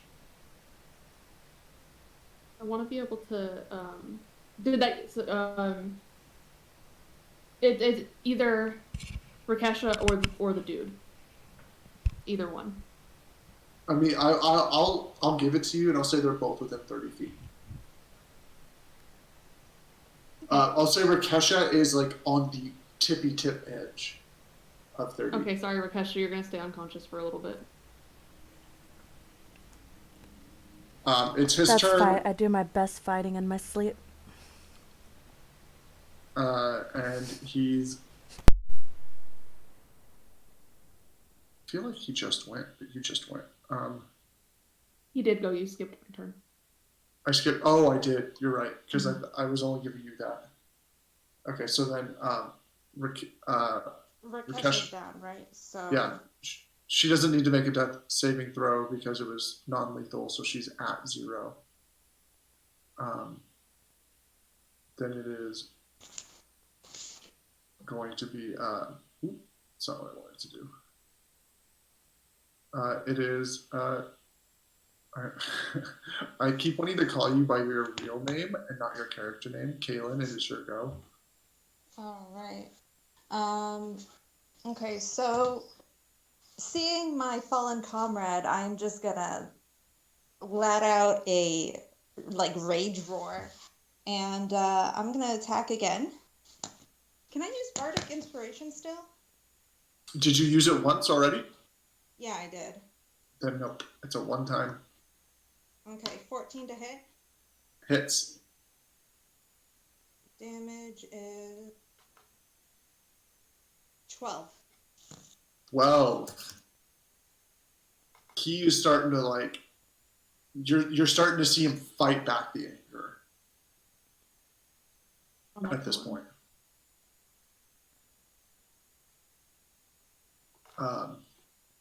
Damn.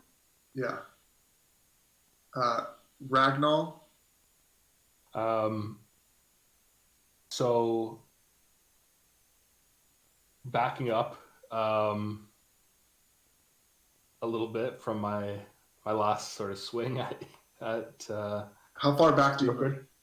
I'm gonna do the same I did, but seeing Zorakos sort of leaping in after she she healed me prior, I sort of back 10 feet towards her. And So I'm gonna... here's the I thing. have a thing. We can do first aid, right? Every character can.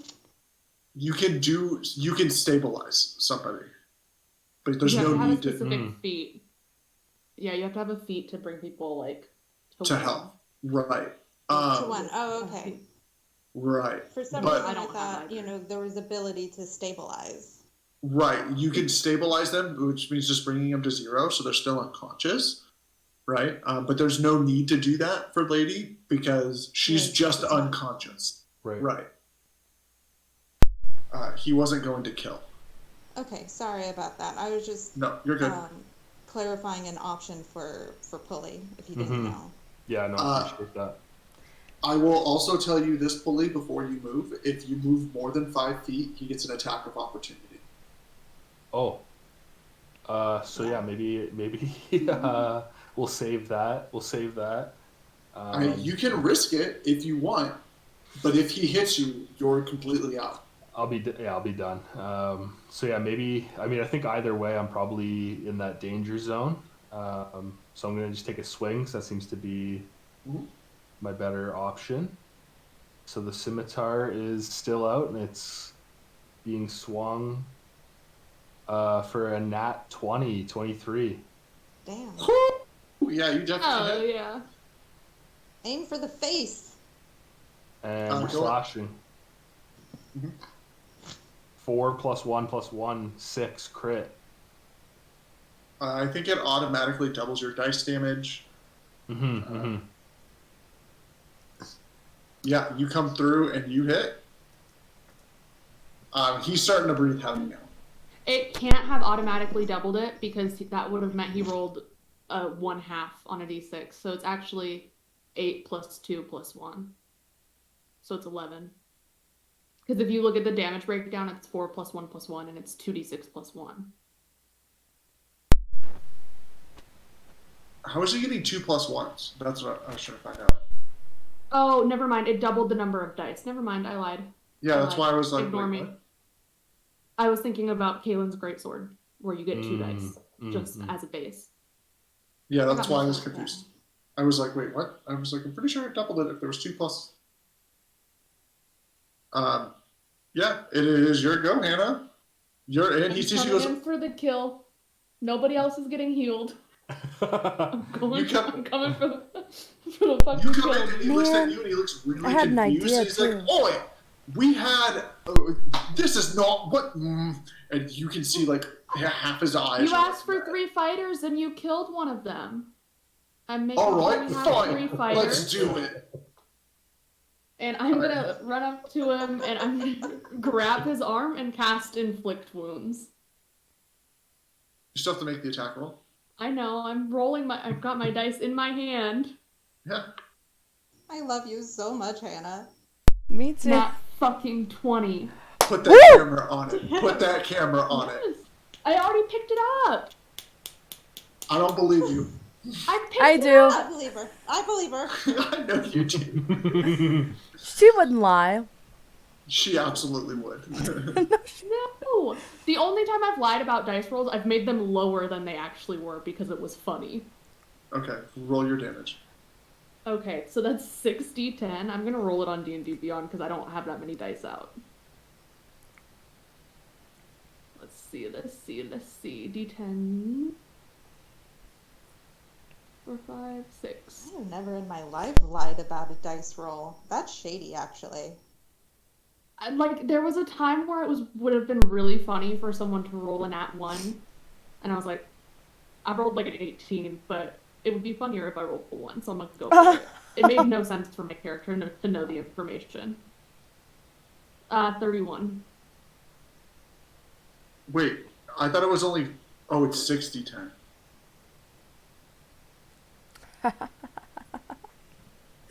Damn. Inflict fucking wounds on her. Laugh and unconscious. Laugh in unconscious. I love it. Oh, man. He is looking real hurt. Well, that was my last spell, so now I'm out, bitch. I'ma die. He instantly rages Oh. when you grab him. He wasn't and- raging before to do 2 attacks? No.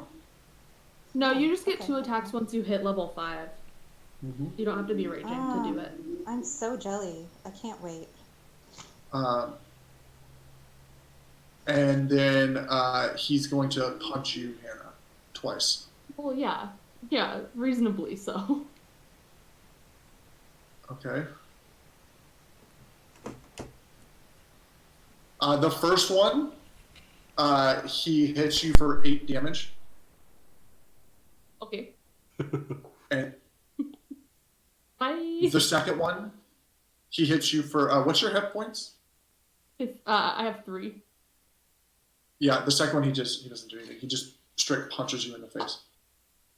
And then just like kind of throws your unconscious body off to the side a little bit. Because you're like on his arm, and he goes, "What the?" And then you just see him, he rages, like this like aura bursts off of him, and he punches you. Like the first one is really hard, and as you're kind of like going unconscious, he punches you a second time, grabs you by your collar, and kind of just like pushes you out. As I'm going unconscious, I'm like, V, tag me out. If Chris jumped in right now, that'd be yeah, throws you off to She the side. came in quick, but she burned out fast. I'm here for a good time, not a long time. What And can then I say? he backs up to the edge of the ring, and puts his head down and starts like getting ready to charge. Man, I had an idea too, but I'm unconscious now. Yeah, so is Hannah. I know. Zorkos is in one turn. Hey, but Okay, so I fucked Is it my fucked him turn? up. Yeah, it's your turn. all right. I'm gonna go ahead and try to ram him out of the fucking ring because he's now on the edge.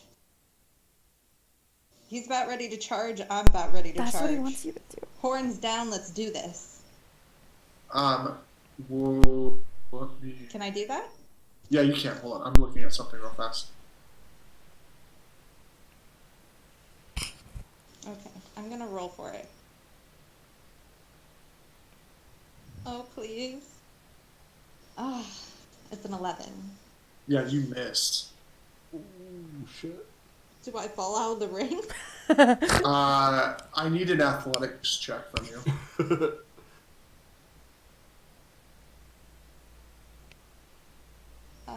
22. Yeah, he completely demolishes that. He like as you come in, he just kind of pushes you off to the side, and you do go out of the ring. Oh, I tumble down. Do I take any falling damage? That's what I'm rolling right now. It's only 1d6 because it's only 10 feet. You take 3 damage, which is already halved because you're enraged. So, what is that? 3? Yeah, I already halved it. Thank you. It was a 6, so I did the math for you. Ragnar, you're still up, right? I'm still up, just barely. Avenge me. So I do want to let you know, because I Yeah. don't want you to feel like I cheated you. No. Because of one of his flourishes that he gets, you did not get an attack of opportunity. Okay, yeah, no worries. That's what I was reading, because I was like, oh wait, you should have gotten an attack of opportunity, and I had to read it. Oh wait, never mind. I did the other one. No, you do get an attack of opportunity on him. Oh, I do. Yeah, go ahead and roll an attack. I don't think it'll be enough to take him down, anyways, unless you roll a 20. Like scimitar attack? Yeah. Damn, that's another nat 20, 23. Is it? What the fuck? Hell yeah, dude. All This right, dude is yeah. not messing around. Go ahead and roll damage. 10, baby. Okay. Yeah, it wasn't enough. Because he is raged. So he only takes 5. He is looking seriously fucked up, though. But yeah, now it's your turn again. Hell yeah. You're about Do it 20 again. feet. You're about 20 feet away. 20 feet, okay. Yeah, so I mean, you can easily move up and hit him. Roll another nat 20, you won't. Okay, yeah, I guess this has been my luck, so I guess I'm gonna go with my scimitar again. 21. It hits. 2 damage. He is still up.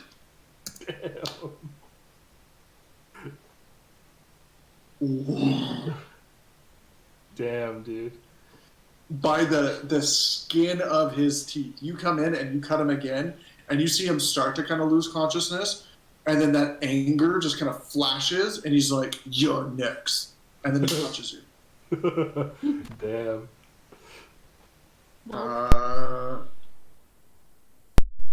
We put up a good fight. Yeah. I want a For rematch. sure. Oh, there it is. Yeah, he hits. He hits you for 4 damage. So I drop. Yeah, he drops you. He looks down at you, Kaylin. Or not. They're probably running into issues like they did last week. Oh, Kaylin's back. Yay! I'm sorry, I got disconnected. Last I heard was "you're next," and I said, "Well, he's the only one up there, so." Yeah. He gets knocked out. With one last punch hits him. He looks down at you. He's still in a rage. And he goes forward. He jumps down, takes 2 steps forward, raises his hand to hit you, and then a blue light kind of flashes across his face as...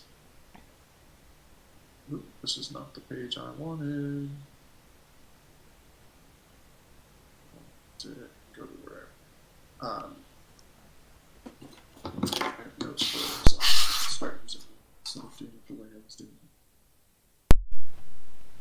it.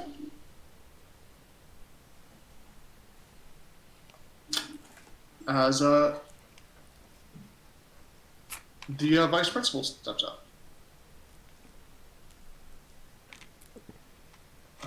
And you see somebody who resembled somebody else who was in the party previously walks up. I mean, And as he kind of walks up, see it. yeah, a couple of you do, okay? Breckham walks up, and he goes, "Enough. They won. They made you angry. That was the rule, was it not?" And you see him kind of shake it off, and he looks pretty hurt, and he goes, "Roy, I got a little carried away. They cheated. They brought a 4th person in. The rule was 3 in the ring. Everyone else watched. A 4th one sitting there doing all the little magic-y hoo-dah. Had to punish the rule breaker. What? And Brackham just kind of goes, right, I know. They cheated. They're students. They're learning. Besides, you're the combat teacher." And he goes, "I don't give a flying shite what I am. I am trying to teach them. They didn't want to listen." And you see him get mad, and he turns and punches the side of the ring, and it cracks. And he goes, "Fine, whatever. Heal him up. We're done for the day. We'll pick this up tomorrow. Your quarters are over there. I'm the small one. You get the big one. Pick your bunks. I don't give a shite." And he storms off, and he goes into his room. And Brackham goes, "Well, an interesting first day with the combat teacher. You'll be here for the next month or so. normally I don't have to come out, but he's had a little bit of a temper tantrum since the last class, so I will be here teaching with him. He will be doing the overt combat, I will be the more subterfuge. But this is a two-teacher class. And he walks over and pours a potion in each of the fallen kiddos' faces, and you all heal.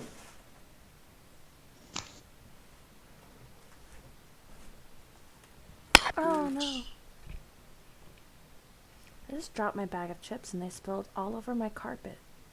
No. Oh no! 5-second rule. Right. And you guys all heal I'm more 7 worried points. for the carpet. Right? Right.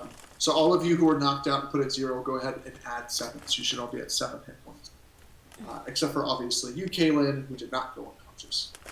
Yay, Kaylin, who's awesome. What some? We have Theros did not boost. Brecken tossed you a potion, and if you take it, Kaylin, you can heal 7. I take it and heal 7. Yeah, if you drink it, you don't have to. He just kind of tosses it to you. Push the other ones on, the other 3. I'm gonna bag it. Okay. Yeah, it's just I'm a about normal. to rest anyway. Yeah. How do Yeah, I do that? So, on your character sheet, the little box Yeah. next to your health, just type in 7 and then click heal. Oh, no, I was gonna put it in my bag. Oh yeah, just add. If you go to you were asking How how do to I do. add it? Yeah. Yeah, if you go to equipment, Equipment. manage. Yeah, go to manage equipment, So, and then type in. Just if you type in, it should be in the top right of that little pop out. I see it. Yeah, and then you'll see potion of healing. If you type in potion in the search bar.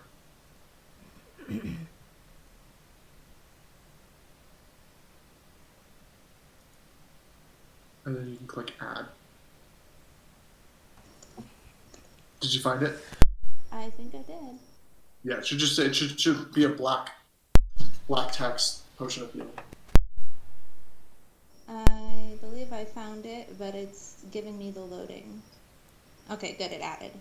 Okay, perfect. Yep, there you go. You have it added. Now you know how to add equipment. Woo!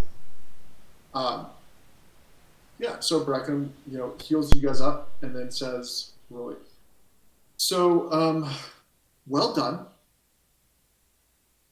You are the second class. The first class knocked him unconscious, which is why he's a little sore.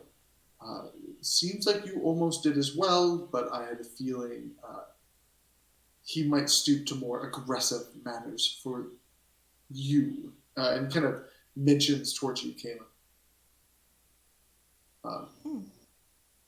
And I don't know what would have happened, and I wasn't about to find out.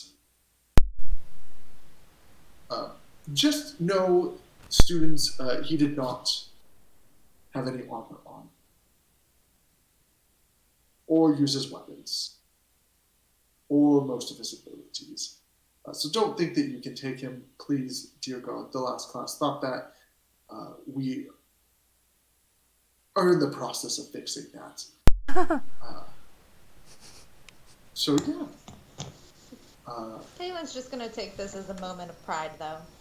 Yeah, for sure. see, I told you guys we could do it. Yeah, and then he kind of shows you to where you're going to be sleeping, and it's set up like your stereotypical camp. Like there's no individual rooms or anything like that, right? It's just like a bunch of bunk beds in a long building.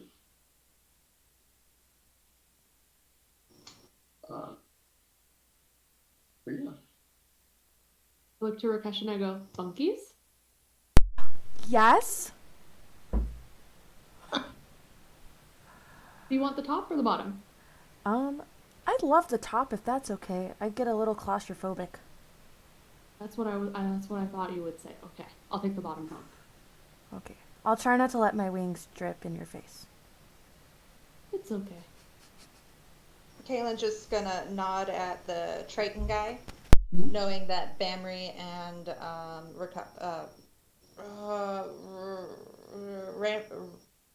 fuck, I'm bad at names. I know it starts with an R. I'm so sorry, Robert. Kali. Robert. Robert. They're both gonna bunk together. Ragnar. Robert. That's his nickname.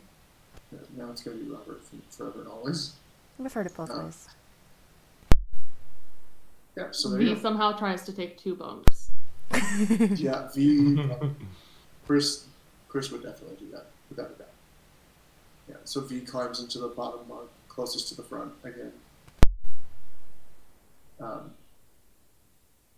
I thought there were 6 of us, or there was 5 people, because there was you 4 originally plus 2 others. Oh, there was 3 others, so there was 7. Yeah, I had to think about that. I was like, what? I thought there was 8 people in this class for some reason. Anyways, yeah. So Add somebody in so he can't have the bunk to himself. Nope, he has a bunk to himself. God damn it. He's his own bunkie. He kind of like says something to himself. He goes, bunkie? In his little accent. Right. And he climbs into the bottom bunk. It's like late evening, right? He tells you, Brecken goes, okay, get comfortable. In about 20-30 minutes, food will be ready across the way in the cafeteria. Don't expect much. You'll eat better than Bugs, I think. Bug is a wonderful cook. Terrible person. Wonderful cook. I agree. But, It was nice to meet yeah. you. See you in 20 minutes. And he kind of walks off.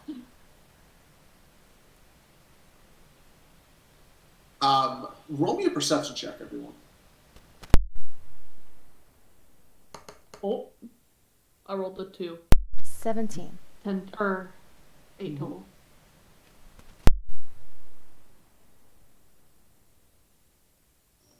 8 total as well. 16. Ragnall and Rakesha, you both notice that he is making 0 sound as he's walking. And he's not small. Like, he's like 6'4", 6'5". Like, he's big. But he's making 0 sound. Guy's a ninja. You're muted. He's a ninja. Yeah. As he leaves. Yeah, so there you go. You guys have 20 minutes to do with as you please in your room. Bamry kind of like looks at you and just shakes his head. I'm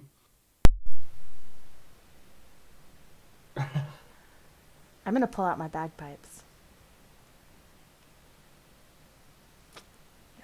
Yeah, Kaylin will pull out his little pan flute. Do a little impromptu jam session celebratory of our win. Yeah. Go ahead and give me performance checks.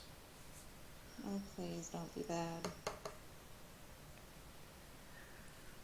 Heckin' 21. I got 5.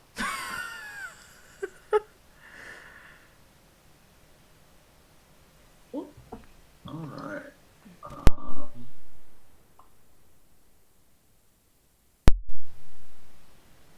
Got it. Everyone, you guys are going to take a short rest. This is when I teach you guys how to take a short rest. So at the top, where it should say, there should be a button that says short rest. Little orb Go ahead. comes back. Mm-hmm. And then go ahead and it will tell you. I'm back. It'll say next to your level, it'll say hit die, 1d whatever plus something. Select it and then hit take short rest. Yeah, select however many dice you want to roll. And then roll them separately. just know that you can only add the Constitution, that plus whatever your Constitution modifier is, 1. No. Oh, is it per die? It's per. I mean, right now it's only 1 because we're level 1. You add your Constitution modifier for every dice that you roll. Oh, really? Okay. Yeah, but then you only regain half of your spent hit dice over a long rest. So say you're level 10 and you use 8 hit dice, you get to add your Constitution modifier 8 times, but you only get back 4 on a long rest. Oh, so really? you would still be you would only have 6 for the next day instead of the full 10. Got it. So, we just hit the one. I have 2 boxes. Do I click the one that says recover also? No. Just that. Just the first one. You guys are gonna take a long rest right after this.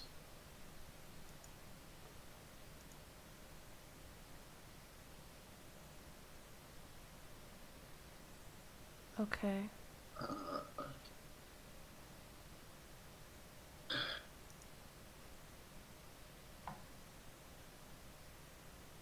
I might need to call it soon. Yeah, we're almost done. Okay, my stomach is growling. Yeah.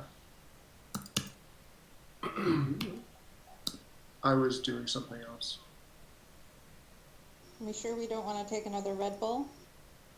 She doesn't drink energy drinks. I don't drink energy drinks anymore. They make me really sick. I wish. I miss them. Perfect. Did I do it right?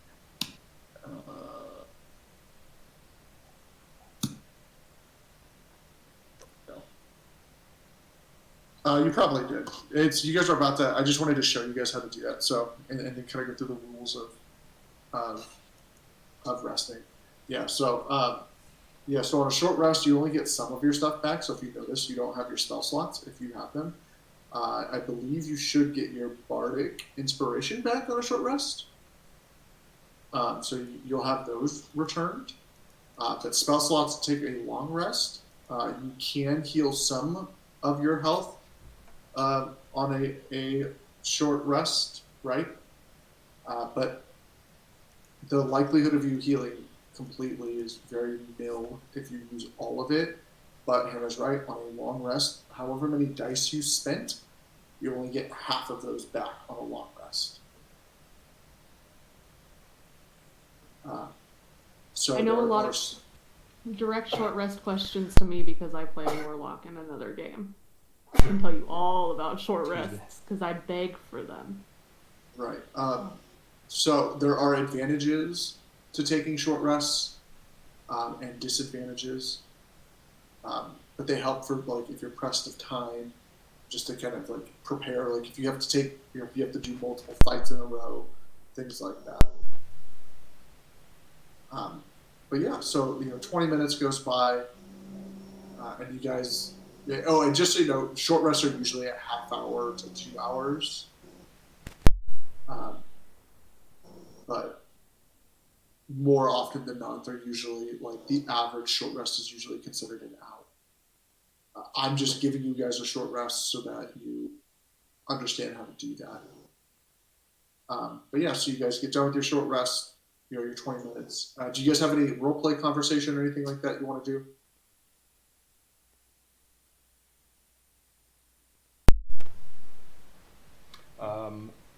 Ragnall appreciates the bagpipe and the pan flute. Yeah. Oh, that was the other thing. As you guys drink in the bagpipe. Yeah. And the pan flute. Yeah, as you guys are doing that, because I forgot to do that. That's what I was gonna do.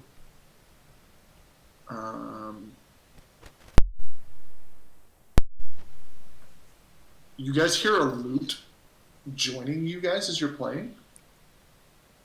Nice. Coming from outside, and it helps you recover. Where the hell is it? It's just looking at it.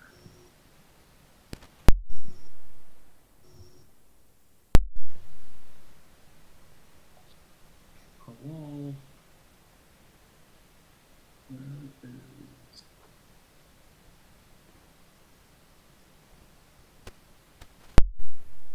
Oh, here it is. And you guys are going to heal an additional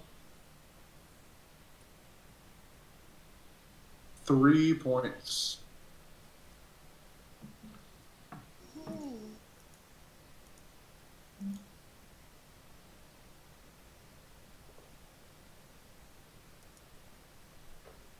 Yeah. As somebody else joins you in your merry song.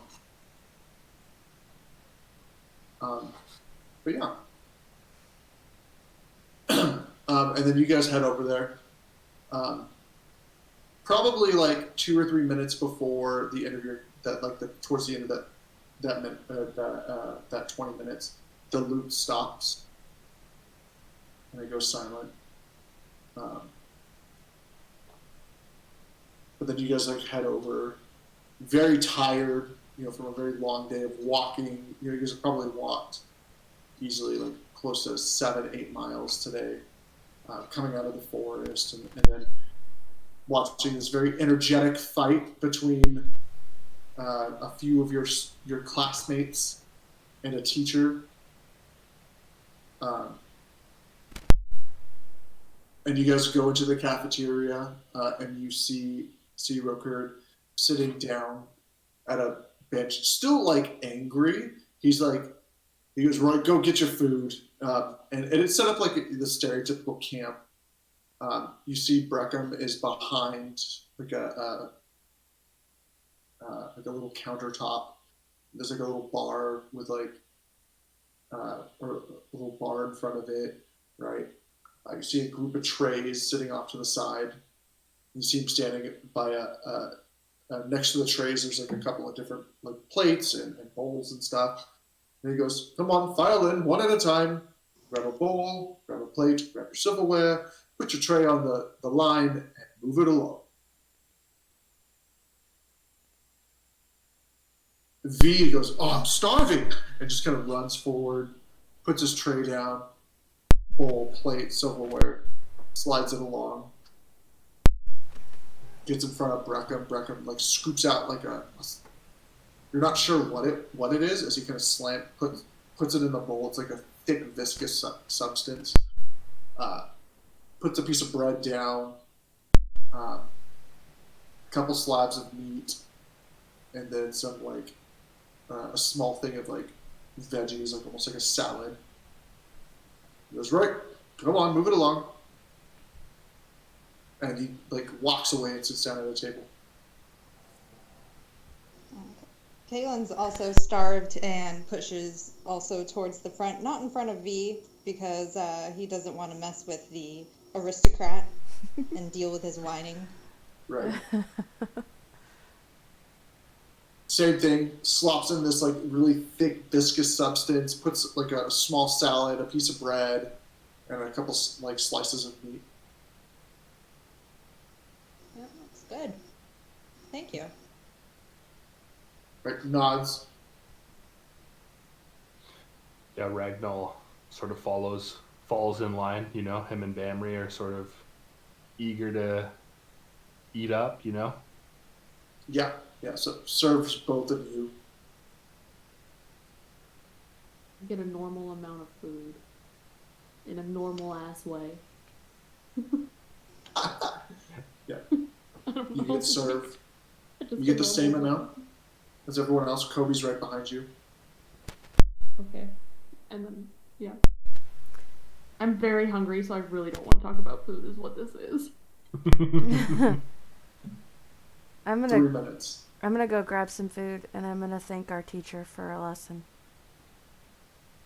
He kind of nods. He goes, "You need work. Not as much as some, more than most." And that's it. He's just kind of pouting as he's eating. Cool. I'm gonna sit by him. Wow, teacher's pet. He gives you this dirty look and goes, "This isn't about camaraderie with me. Get in with your class." You just looked lonely. "I've got Breckham. I don't need you, child." The hell? Yeah. I guess I shouldn't be Go, so nice. go, Okay. go. I'm gonna motion the harpy over to where I'm sitting. Okay, I'll go sit with you. Harpy-ish. That's fine. I didn't want to sit by you anyway. We're in the taste. You sit down, and Breckham serves himself, sits down, and then kind of goes, drinks against the wall. Go ahead, eat, rest, be merry, and then go to sleep. Tomorrow we start early, and then the real training begins. But I have a good idea of where most of you stand, and don't stand. And looking at the three of you who are knocked unconscious. I put up a good fight. That's true. You cheated, but you put up a good fight. I mean, The rules were not clearly laid out. 3 fighters in the ring. 1 was down. There were still 3 fighters in the ring. No, there was still there was 4 fighters in the ring when you entered. They were down, not out of the ring. I don't Yeah. know. I kind of agree Should with have her. clarified. Yeah, but they weren't fighting. That's not the point. Must be very easy to take on a bunch of teenagers. And I walk away. Breckham, you see Breckham get a little pissed for a second. You go and you sit down. You don't hear a single thing, any of you, and Breckham is like immediately behind Zorikos and like helps you sit down and goes, "How about you ease it up? You cheated. The rules didn't need to be clarified. You took what you thought was a loophole. I allowed it. Just know I'm not going to allow such disrespect of my teachers. You're here to learn. You chose to be here. I could just as easily say go home. But I don't think your family would appreciate having someone sent home because they couldn't shut up and listen." There are plenty of children in my family to carry on the legacy, but I would like to stay. Thank you very much for your concern. Wonderful! And he kind of goes, let's keep it that way. And he goes and he sits down next to... I will murder this man in his sleep. Oh dear. I would love... You can certainly... I will Me and my 2 spell slots will murder this man in his sleep. Oh, goodness. My mage that I can't pick up. Why do you always 2 play the spell most slots? bitchy characters? Every one of them. This was not intended. It happens. I just won't be talked down to. He wasn't talking down to you! Sounded like it. I won't be made to sit in the stands and watch. He was I play being support sassy. classes, but I am... You cheated. I require far too much attention to play support characters. I feel like I could persuade him that it wasn't cheating. He was cheating. I probably could too. I've got a pretty good persuasion. I feel like I could. Anyways. I'm not going to be petty as a DM. Yeah, that is the end of the day for you. Everyone can level up their characters. Ooh, Yay. Oh, let's roll hit points. How do we level up our Mouse. characters? So, yeah, that's the last thing we're going to do. Hannah knows how to. You don't have to be here for that if you don't want to. Yeah, I'm gonna roll my D8 on D&D Beyond, and then I'm gonna start making some soup. Yeah. I love him. Well, actually, I'm gonna probably level up so that I don't forget. Yeah. So next to your name, you'll see a little gear. If you click on that gear, all right, you can go down to manage levels. Okay. I clicked it. Yeah, it should bring out a little like thingamajigger, a little tab, and then just go down to manage levels and click on that. Mm-hmm.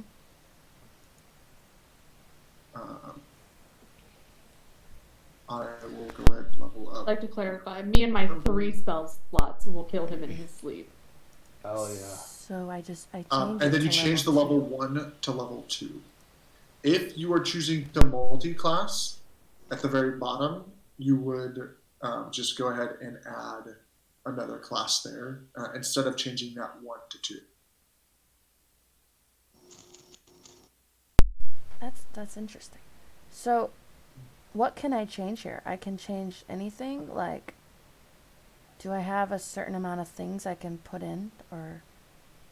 I don't think anything changes for you too much. You'll get more spell slots.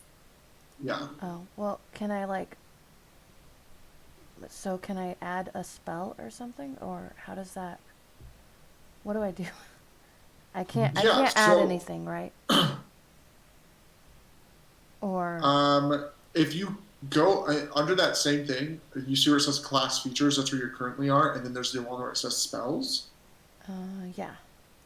You can click on that, Okay. and then you can see where it says add spells. And if you click on that, it'll tell you how many cantrips you should have and how many spells you currently know versus how many you can know. Oh, okay. Okay, so it just came up for me. I see the level 2 drop down. Do I just select 2? Yep, that's it. That's all I do? I don't do anything else? Well, to level up, now your character's technically leveled up. At the top where you see it says manage hit points. Mm-hmm. The only thing you have to do is add whatever D that is. So you have to roll one. So if it says like in So I roll a d12 in this case? Yeah, so you just roll a d12 and then you add that to whatever number's already there. Okay. So for mine, it's 2d8. So I roll One. 1d8. No, yeah, because you already have one. Your first hit dice is always maxed out. Oh, I see. So you're going to add another d8 to that. It automatically adds the Constitution to it. Okay. So you don't have to worry about adding your Constitution modifier. It will automatically do that. So I rolled a 4, so I'm adding 4. Yeah, so you should have, when you click on Manage HP, it should say rolled amount, right? Yeah. Right 12. Okay. Yeah. We are going to. And then for you, Kaylin, it should be, if you rolled a d12, it'll be you add a 12 to whatever you get, and then you put your rolled amount in there. The only thing it doesn't do, and I wish it did, is automatically, like if you chose manual, right? Like select what you rolled for each dice, and it did all that, but it doesn't. So you have to constantly add whatever that, like, so in your case, Ragnar, when you level up to 3, you're going to add 12, because that's what you already had, to whatever you roll. Okay. Does that make sense to everyone? Yes, Yeah. I think so. Okay, perfect. What was your D, lady? My what? Your D, what is your hit dice? My hit dice. Yeah, so at the top of that, you should see where it says manage health or manage HP. A d8. Does it say anything about it? It says 2d8. Okay, so yeah, same for you. You're just gonna roll a d8, and then you're gonna add 8 to that, and that's what you're gonna put under rolled amount. And then so just so that you understand, when you go up to level 3, right, with the way D&D Beyond works, whatever that total is, whatever you're about to put in for level 2, when you hit level 3, you're going to roll a d8, and then you just have to add whatever numbers in there with that d8 and put the total in there. So you're always going to put the total.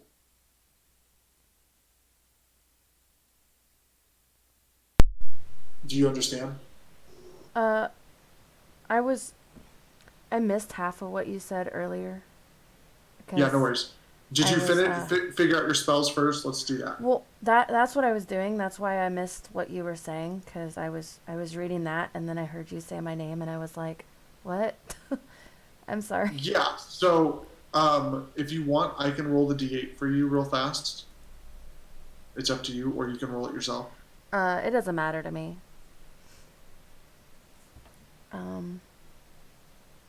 I'm just trying to decide. Yeah, I'm going to say, yeah, do your spells first, and then once that's done, can you, Ragnar, were you able to roll in there? No, I did it like beforehand, and then I clicked manage HP. Yeah, there you go. You can also do that. Yeah. Yeah, so you're just gonna have to go back in there and make sure your HP is updated after you're done with your spells. But you just go ahead and roll a d8 and then add 8 to that, and then that's what you're gonna put under like the rolled amount. You'll see what I'm talking about when you go to manage HP.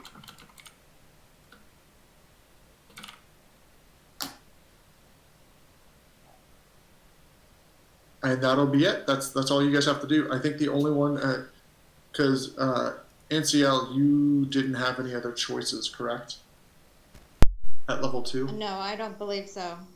Yeah, if you look, it'll be highlighted blue if there is any choices.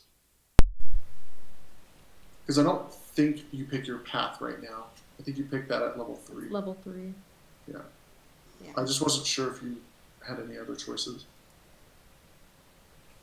No, I don't believe I do. Yeah, then your character is leveled up and you guys are ready.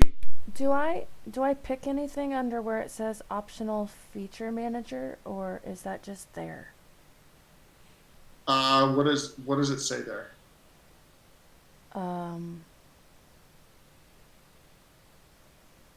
It's got different things under it, like additional bard spells and magical inspiration and bardic versatility. Bardic versatility. But that bardic Yeah. versatility is 4th level, so I know I don't have that. But like, Oh, are you on the home screen? Oh, that's the that's like the stuff from Tasha's, the Yeah. optional class features. I'm under the level up. I'm Okay, not just on the wanted to home make sure. screen. I'm on the Hold level on. up. I'm doing this for.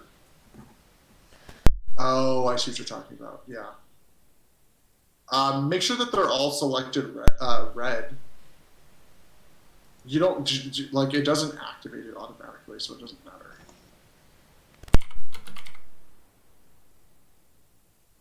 Okay, I just wasn't sure. It if just that gives was... you access to more spells. That's all. Okay, I just wasn't sure whether that was something I was able to do because it says to consult my DM. So. Yeah, I already did that for you. Yeah, all of those should be like check marked. Okay, they weren't. I'll check mark them. There we go. Yeah.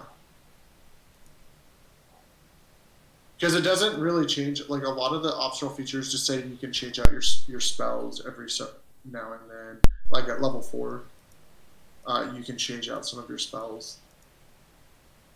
But that's it. Okay. But yeah. You know what's funny? I forgot he had this.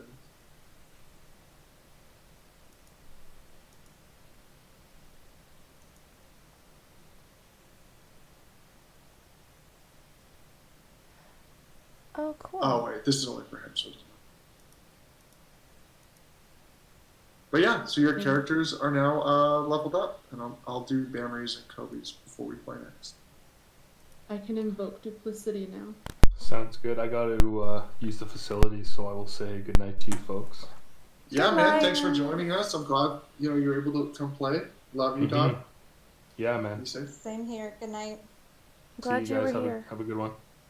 Love you guys. If you guys have any other questions about your character sheet, if you want me to look it over, just shoot me a message. NCL, I'll let you know. I go back to work on Saturday, so I'll shoot them a text then and I'll find out. Okay. All right. Perfect. Right on. Good night, guys. So, Good night. Good Love you guys. night. Be safe. so what? I'm sorry. No, you're good. That's why I stayed on. You were saying to roll a d8 for what? For your health, because your health goes up every time you level up. Oh, it does? Where do I find Yeah. that at? That's the whole manage HP, but you have to roll a d8 first. So I don't know if you have physical dice there. Otherwise, you have to leave the edit screen and you can just roll it down to the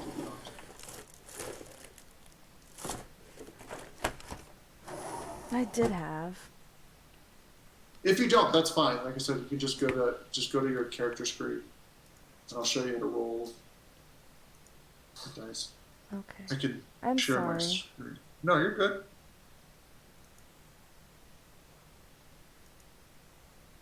settings.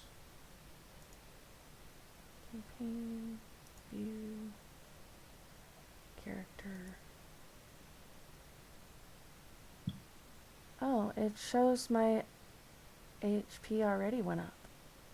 Yeah, as it added your Constitution. your Constitution modifier. Okay, I'm jumping off now. I'm gonna make food. I finished up. No, you're fine.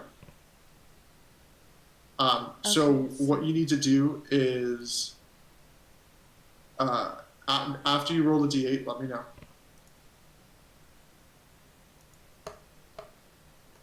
Okay. And then you got a 6, perfect. Now you're gonna go back to that edit. Okay. And then you're gonna go to manage levels. And then at the top right, you'll see manage HP. Mm-hmm. And then when you click on that, you'll see rolled HP. It should be there should be a number in there, right? I don't see rolled HP.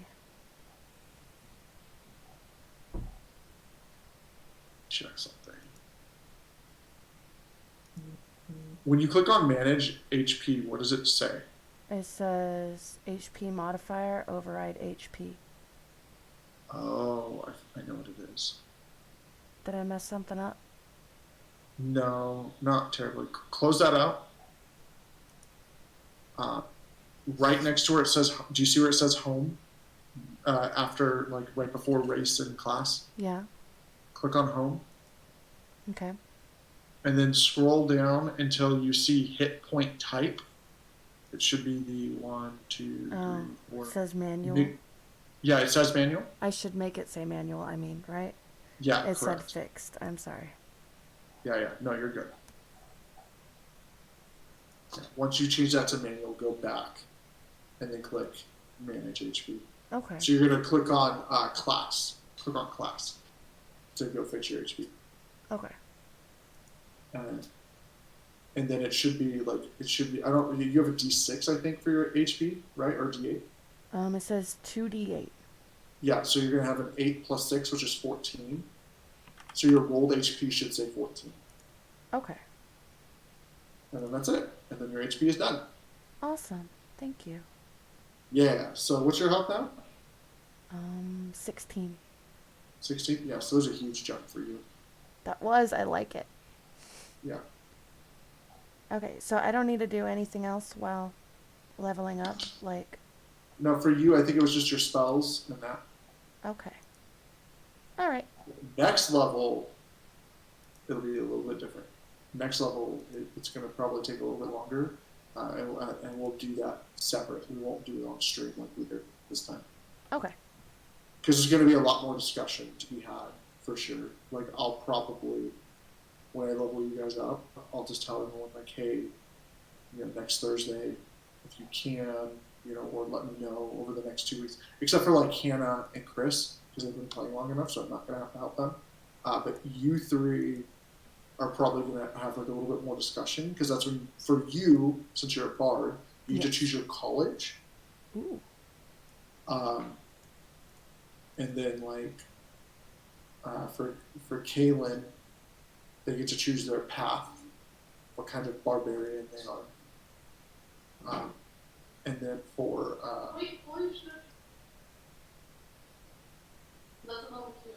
that's what I thought. That's why I knew that there was somebody. I'll talk to Bullard. Yeah, and then Pulley just picked his, or should have just picked it, but I'll talk to him offline about that, because it takes a little bit longer, because it's when you get to pick what kind of druid he is. Ooh. In his case. Nice. Yeah. Whereas Chris had to pick his right out the gate. So at level 1, he has to pick his stuff. Okay. Yeah. So, but there you go. You're good to go. Do you need Thanks. anything else from me? Nope. You guys Are have you a gonna good keep night. streaming? No, I'm fixing to change it to something. I don't know what. Find someone else for everyone to watch. Hell yeah. But there you go. Yeah, that is it. All right. Thank you. You're very welcome. Have a great good night. Too. Thanks. All right.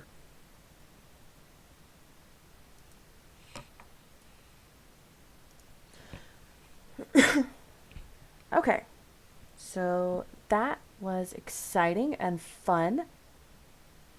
Oh, that's not what I want. I don't want everyone seeing all my games. Anyway, that was exciting and fun. And I don't know why my webcam hasn't popped back up, but that's okay. Because I am fixing to find somebody for everyone to watch. And I don't know who at all. So that's gonna be fun. But yeah, that was fun. That was my second time playing, but my first game, my first fight. I kind of risked pissing people off, which, you know, I do that. But it was fun. I had a really nice time. I hope everyone else had fun too. I don't really know who to put on. I don't know who would be good, because I don't really know half of the people. But I guess we can raid this guy. I've never actually watched him stream, so I don't know why I'm following him.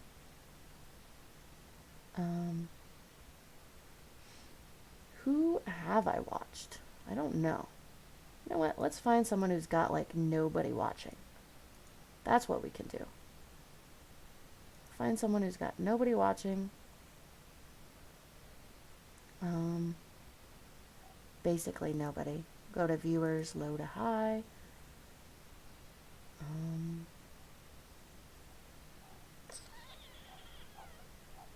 Wow. There's really not very much going on, is there? Okay. Well. Okay, I guess we'll just do that instead. Go watch him play Zelda, because who doesn't like Zelda?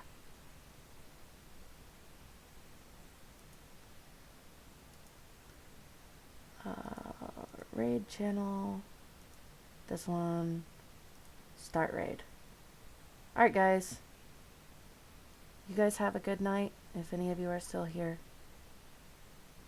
Bye.